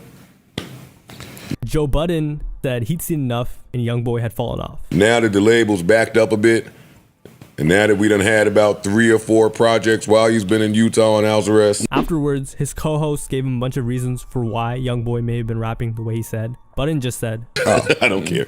Like, it's nothing y'all can say that's going, like, it's bad. And as bad as his takes are sometimes, although I don't agree with this one, it is a very accurate representation of how the regular listener thinks of YoungBoy these days. So at this point, fans began to believe that the reign of terror NBA YoungBoy had in the music industry might just be over. But in my opinion, it's not. He's almost too big to fail, and every attempt to bring him down has made him more popular. It's actually crazy. However, I would add that YoungBoy has to be careful, because it would be a shame to see him fall the same way he came up, like many before him have. And as you saw so far in the video, almost did as well. The second rapper on this list is YK Osiris. Today, no one really pays much attention to YK. However, what if I told you that may be on purpose? But let's take it all the way back. Back in the day, YK just had a major hit, Worth It, peaking at number 48 on Billboard, and was all over TikTok. On top of that, he was friends with Drake and Lil Baby, who were both at the top of the industry. I mean, Drake still is. He had a lot of potential, and honestly, could have been one of the largest R&B / hip hop artists in a long time. But instead of putting his head down and grinding, he made some questionable moves against the music industry. YK's smash hit Worth It came out in 2019, and for a little bit he rode the smash hit's popularity. And then all of a sudden things got very, very, very bad, or weird I should say, because YK would go on a spree of social media posts where he exposed the truth about the industry, which is very odd coming from an artist that had just had the success YK had due to the industry. YK would go on Instagram Live speaking about how the music industry was evil, and the only reason he even wanted to be in it was because he was inspired by the king of pop, Michael Jackson, who ironically spoke about how the music industry is evil too, but that's for another video. YK then explained that he sold his soul, meaning he was no longer his own person, and he was told how to dress, think, and make music. This industry is not what you think it is. Don't let these people fool you, man. According to him, everything rappers were portraying on social media was false. I'm gonna give y'all a little background with me, man. Like, my life is not perfect, man. Don't think because I'm on Instagram showing this, showing that, I don't got a perfect life either. And I want you to understand that just because all these rappers show all this money and show all this fame, don't think their life is good. It's not. Many of their lifestyles were actually fake, including his. These people are always faking and let you know that this is not what y'all want. Do something that's low-key. Do something that can help you out other than being a target or a flashy. And it was not something he was proud of. Because God can take this away from you real quick. And it's not a blessing from God. And I tell people that 24/7, this is the devil's game. It is not. This is not no God's game. According to him, it was all a trick set up by higher-ups in the industry to make fans glorify their favorite rappers. This right here is for you to look up to me. This right here for you to look up to me. This right here is for you to look up to me. If I don't wear this, you don't look up to me. If rappers don't do what they do, you won't look up to them. And that some of the people watching his live were next to be fooled and fall into the trap. If these people not who they are, you won't look up to them. You won't want to be like them. That's why the game would never end, because there's always somebody want to be like somebody else. These rappers' life is not good. What y'all think it is? He then explained what it was like to really be a famous rapper. Stop saying that it's a God blessing. This is not from God. Saying at this point, he was trying his best to get out, but he was trapped because he needed the money. And I'll be honest with you, bro. I want to get out this music industry because this is not for me. But I do it because I feed my family. And told everyone to stay far, far away. But I don't want to be in this. This is not what God want me to do. God don't want me to do this. But I do it to feed my family. And I want to get out this. I want to get out of the music industry because yes, you go through pain. You go through this because this is what the devil wants you to go through to destroy yourself. It was clear YK was having a spiritual crisis. He didn't want any part of the industry, or at least that's what he was saying, and was trying to convince people to not fall for money like he did. And watching this video is honestly sad. All this money they got, guess what it is? Guess what? It's a game. Don't think these people's life is good, man. Don't think it. Don't think it, man. This right here, I don't care about this thing. I don't care about it. They don't make me. I don't want to be no hypocrite. I don't want to be no hypocrite to y'all though. I don't want to tell y'all don't be in the music game. I'm in the music game, but I'm gonna tell you what's in the music game before you even try to jump in it. It was really just a warning to all of his fans. And after seeing what had happened to him, not by just hearing his words, I feel like he may have really made an impact, at least a little, for a while. Because I don't want you to wish for something that you can't even handle. I don't want you to wish that, oh, I want to be just like Osiris, and when I get just like Osiris, I go through all this problem, then you blame me. You see, the people ain't going to tell you that. They ain't going to want to blame. They're just going to want you to follow behind them. He was just clearly disturbed. He kept repeating the same warning over and over again, and it looked like something had spooked him, or else he would not have been saying those things as many times as he did. They just want you to follow behind them and, get them all the glory. Because to be facts with you, people glory us more than they glory God. People don't glory God no more. People glory rappers and fame. People bow down to all these rappers. People cry for all these rappers, but they won't cry for God. What that tell you though? He then dropped a song called where he called himself a slave to the industry, saying, "Shackles on my feet, yeah, they won't let me be. Won't you set me free? Break this hold on me." Where he's telling his label to free him because he thinks he's a slave to the industry. But YK didn't just come for the higher ups. He came for all the people who were taking part in the game as well, calling them out for being fake. You know the fakeness in this. You know the bull crap that's going on in this game. Like, so like what I feel like it just, this game, this music, it just come with so many obstacles that you gotta go through. You know what I mean? It just comes with so much bull crap you gotta go with. Like, it just, you gotta deal with. He even admitted he would pretend to be friends with people and knew they would do the same. I tell people this all the time. You gotta pretend in this game. A lot of people like, oh, this and that. You have to know how to pretend. You gotta know how to smile. You gotta know how to act like you love somebody when you really don't love them. And he exposed them in a funny way as well. A lot of people like, I love you, you my brother. You don't even know me. But you gotta do that though because it's the game. How your grandma doing? You don't even know my grandma. You know what I mean? But they do that because it's the game. He went even further, explaining that artists only cared about you if you were hot. Yeah, y'all saying about this music industry and about all these features, all these big artists y'all look up to.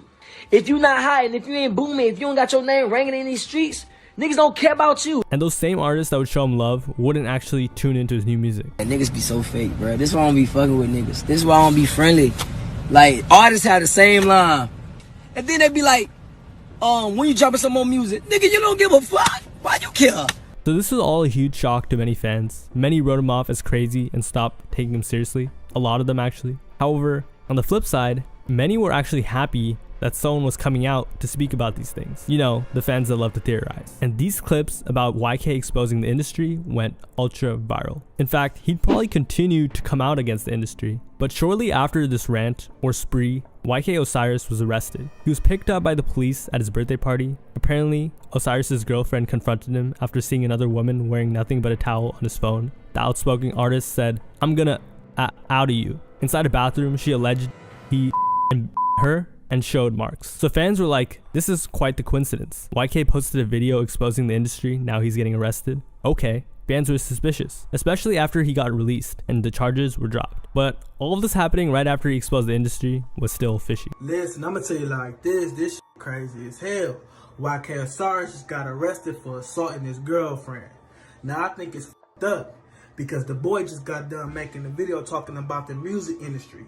After that, Osiris became a community laughingstock. Rappers would just befriend him and make fun of him. After Osiris lost the bet to Drake, he had Osiris doing push-ups in Air Drake. 21 Savage would also take part by roasting YK Osiris for his fits. He just couldn't catch a break. Moreover, after all of that, Osiris then claimed the industry was gonna get rid of him for good, if you know what I mean. As soon as you sign that contract and get that money and take that money, you sold your soul. So all that mimic talking about, oh, he sold his soul, she sold his soul. If you sign that contract, if you sign a contract and got that money, you sold your soul.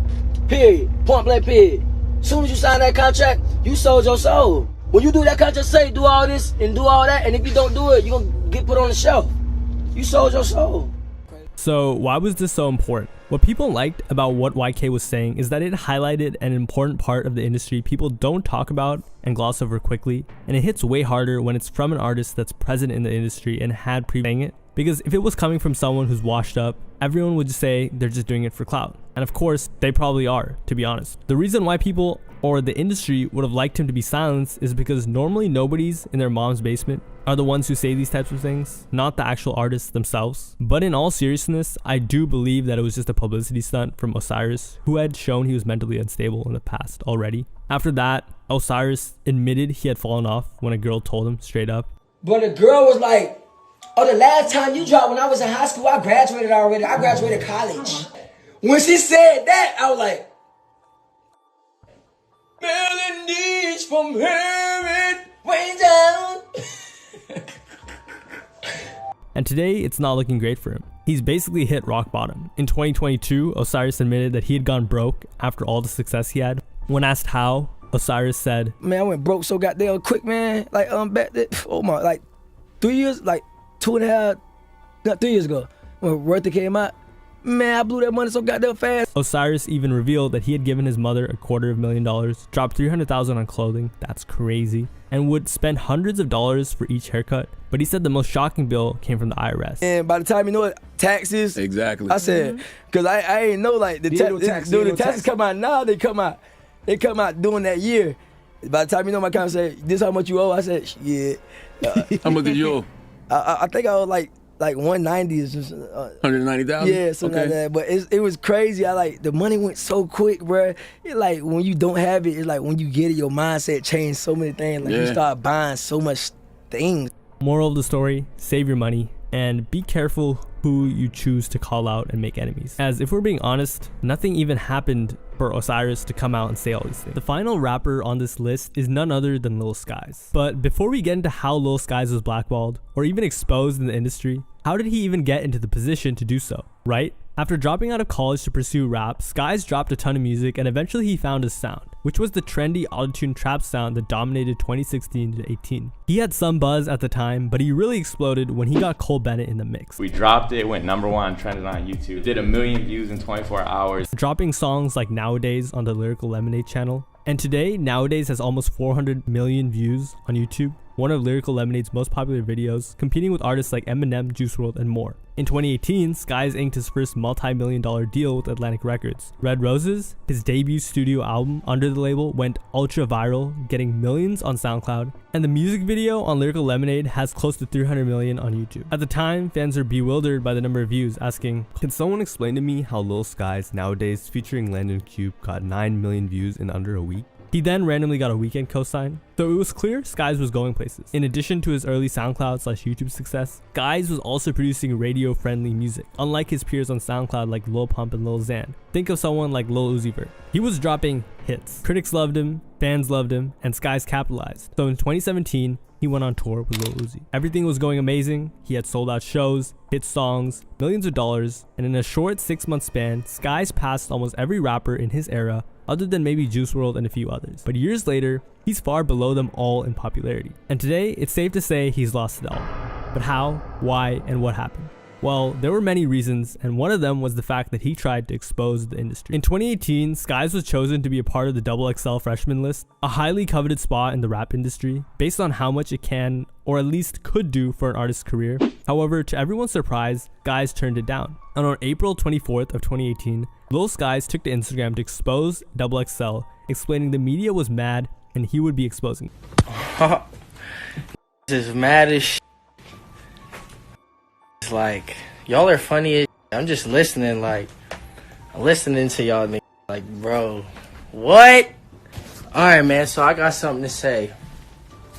So, y'all asking about XXL, y'all already done seen all that, right? Y'all already done seen everything, da-da-da. I didn't show up, you're right. I did not show up to XXL. I didn't. No. He explained that XXL was rigged, so he decided he wouldn't be joining it. Wait, what? Why would he say that? XXL isn't rigged, right? And you know why I did not show up to XXL? For one, I'm gonna tell y'all straight up. Because the people who see the media, they be trying to make shit seem all bad. And this, that, and the third, and all this shit. Nah, bro. XXL reached out to me months ago, bro. And chose me to be a 2018 XXL freshman. So he came out to quote-unquote expose them. Guys then went on to say that he was one of the people. How the fuck do you choose me to be a freshman before the fans even get the vote? That's just not fair, bro. Like, the world didn't get the vote to choose Lil Skies to be a freshman. And that XXL was rigged. Regardless, even on the vote poll, when the votes came, when you guys were allowed to vote, I still won. I still got on the list. But even before that, they chose me to be an XXL freshman. Come on now. The list is rigged. I'm not about to be on no... You're not placing me in no category, bro. You can't place me in no category, for one. Like, I don't give a fuck about that shit. He just cared about the music. Who cares about these silly little blogs, right? My focus is music and the stage. That's it. I don't care about nothing else. I don't care about no XXL magazine. I don't care about no category. I don't care about this, bro. I'm lit forever. The youth, we live forever, bro.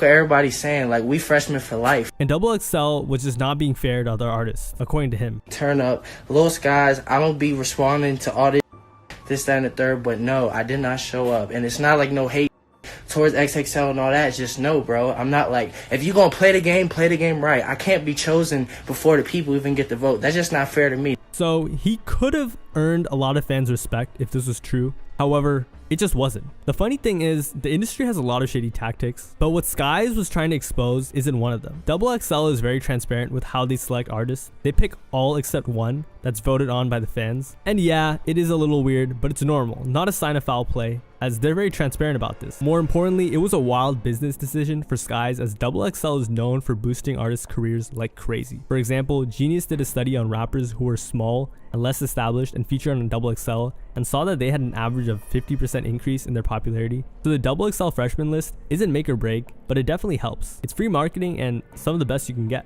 But this wasn't that bad, as not showing up on a XXL freshman list won't destroy your career. And artists such as Gunna have turned down XXL. Juice WRLD missed the cutoff, and they're just fine, right? So the XXL expose may not have ended his career, but it was the first domino to fall. What was far worse was Skies canceling his tour for his debut album, which he said was for health issues. But it didn't matter, as canceling your tour for your debut hit album, is a surefire way to slow down your momentum. But once again, this isn't what ended his career. It was the fact that his music has steadily decreased in popularity ever since his debut album. Unfortunately for fans, what they had just witnessed with Skies was arguably his peak. 1 year after dropping his very successful debut album, Life of Dark Rose, Skies dropped his second album, Shelby, selling 55K, which wasn't bad. And using his close ties to Cole Bennett, he bolstered the lead single, I, which became one of his biggest hits. But although on paper it may have seemed that things were going well, to Skies' fanbase, it wasn't. They said the album wasn't great because it sounded exactly the same as all of his older music. To fans, it felt like Skies didn't grow, and slowly this started to hurt his career. Normally artists try and grow after getting feedback, but rather than try and accept it, Skies fought back and went on a super long rant addressing his lack of evolution, which I'm not even gonna play for you, but hey, maybe it was just a little slump, a sophomore slump. So after that, Skies went ghost and just dropped a couple of loose singles. He'd take 2 years to drop his next album, and once he did, fans were pretty shocked. It sounded the exact same, so listeners and fans were a lot less forgiving, and this time the sales reflected the quality of the album, selling 15K, and it was a major flop. Fans unanimously hated it, saying things like Unbothered was such a disappointing album, the mixes were trash, the beats were whack, and Skies' performance was garbage. The 2-year hiatus didn't help either, but it seemed like there was a valid reason for that. You see, after Skies took so long to drop, fans began asking questions like if there were any label issues. See, Skies may have signed for millions, but once you sign a deal, they now own and control your career, including when you can drop music and what you drop. We don't know the full details, but it's clear according to him that somewhere he signed a bad contract, which he alluded to in an Instagram story, saying, "Y'all be acting like I'm dead just cause I ain't dropped. Relax, it's a lot behind the scenes going on y'all don't know, and I can't speak about it right now. Just know I'm getting through it for y'all. Trust my process." This was allegedly about his label not allowing him to drop. When you're hot, they put a big marketing budget behind you and give you huge campaigns to give you the strongest push possible. But when you're cold, they shelve you and don't let you drop to make space for the hot artist. When Skies was coming up, he was that hot artist, but now he was seeing the other side, the ugly side. And years later, he addressed it, saying, "It was just my situation, everything I was going through. I didn't want to give it to y'all that way and have certain people or companies taking this part and all that. Nah, I had to get this straight, you feel me? Even from my little man, I owe that to my son. Like, as his dad, I gotta be on top of this business, bro." So basically, he was saying certain companies, aka his record label, was making him releasing music much more complicated than it had to be. And it makes sense. You can't make so many rash decisions and expect a major label to keep backing you. They're gonna shelve you no matter how successful you were in your prime, as we've seen this multiple times in the past. Which brings us to yet another reason to how Skies got blackballed or just fell off, and that's because he hasn't dropped, and as a result has been losing popularity. Over the past 3 to 4 years, Skies has been beefing with his biggest fans and really his entire fan base, which is very backwards, and it's all because he wasn't dropping as much music as they'd like and as much as he should have. For example, his fan page with a ton of followers said, "You suck, bro, drop songs the people want." Another fan said, "You suck, you changed up, you don't show fans to us like you used to. That fan page pretty much helped you stay relevant," referring to how Skies blocked one of his biggest fan pages just because he got a little annoyed, which is pretty sad, and honestly, Skies should have done better. But he did have some valid reasons to be mad. You see, Skies' music was getting leaked like crazy, and he wasn't happy with it. For real, stop releasing my shit. Stop ruining the fun. To the fan pages that is leaking my shit, suck my dick and you, nigga. I'm not playing with none of y'all, bro. On God, y'all is not real fans, bro. Later, Skies also expressed that he was fighting depression, which all tied into this. Every day, fighting this depression shit. And all of these factors didn't help. But to be honest, Skies was still inside, and he hadn't really seen the true consequences of his actions. However, he was about to. Ever since Skies' questionable behavior, his falloff has been sharp. In 2022, Skies was in for a tough reality check. Pay all this money to just come here and stand like this. Y'all look weird as shit. Turn the f up. You are not too cool to jump. Turn the Rather than turning up, the fans at Rolling Loud just booed him. Skies was enraged at the Rolling Loud crowd, shouting at them. But it was 2022, years after his prime. Could he really be mad at fans for not turning up to songs that are hot from years ago, or songs that dropped recently that weren't? In my humble opinion, no. It was proof that fans were no longer in touch with Skies, and the industry had pushed him aside. The new generation of fans didn't even know Lil Skies, and Skies isn't very tapped in either. It was definitely a tough pill to swallow for Skies. His music had not stayed relevant, and it just didn't stand the test of time. However, he still had a little window to come back, and he should have taken this as a warning. But instead, he just got worse. As today, he's completely fallen off. Lil Skies had a lot of potential and momentum, but it just never went anywhere. He always had a nice voice and flow. Back then, his sound was fresh. Today, it's stale and basic, kind of obsolete too. Taking a look at Google Trends, it shows pretty clearly that the interest for Skies has dropped off of a cliff after a steady decline since his blow up in 2017 and 2018. He's dropped under 5 million listeners for the first time in years. He's losing tens of thousands of followers per month on Instagram. And like I said earlier, younger fans are not really familiar with Skies. But hey, Skies still has a strong fan base, as his fan pages will harass Instagram rap pages until they post Lil Skies, which is honestly hilarious considering Lil Skies is not pushing crazy numbers and doesn't show love to his own fans. But I think he's okay with where he's at. See you in the next video.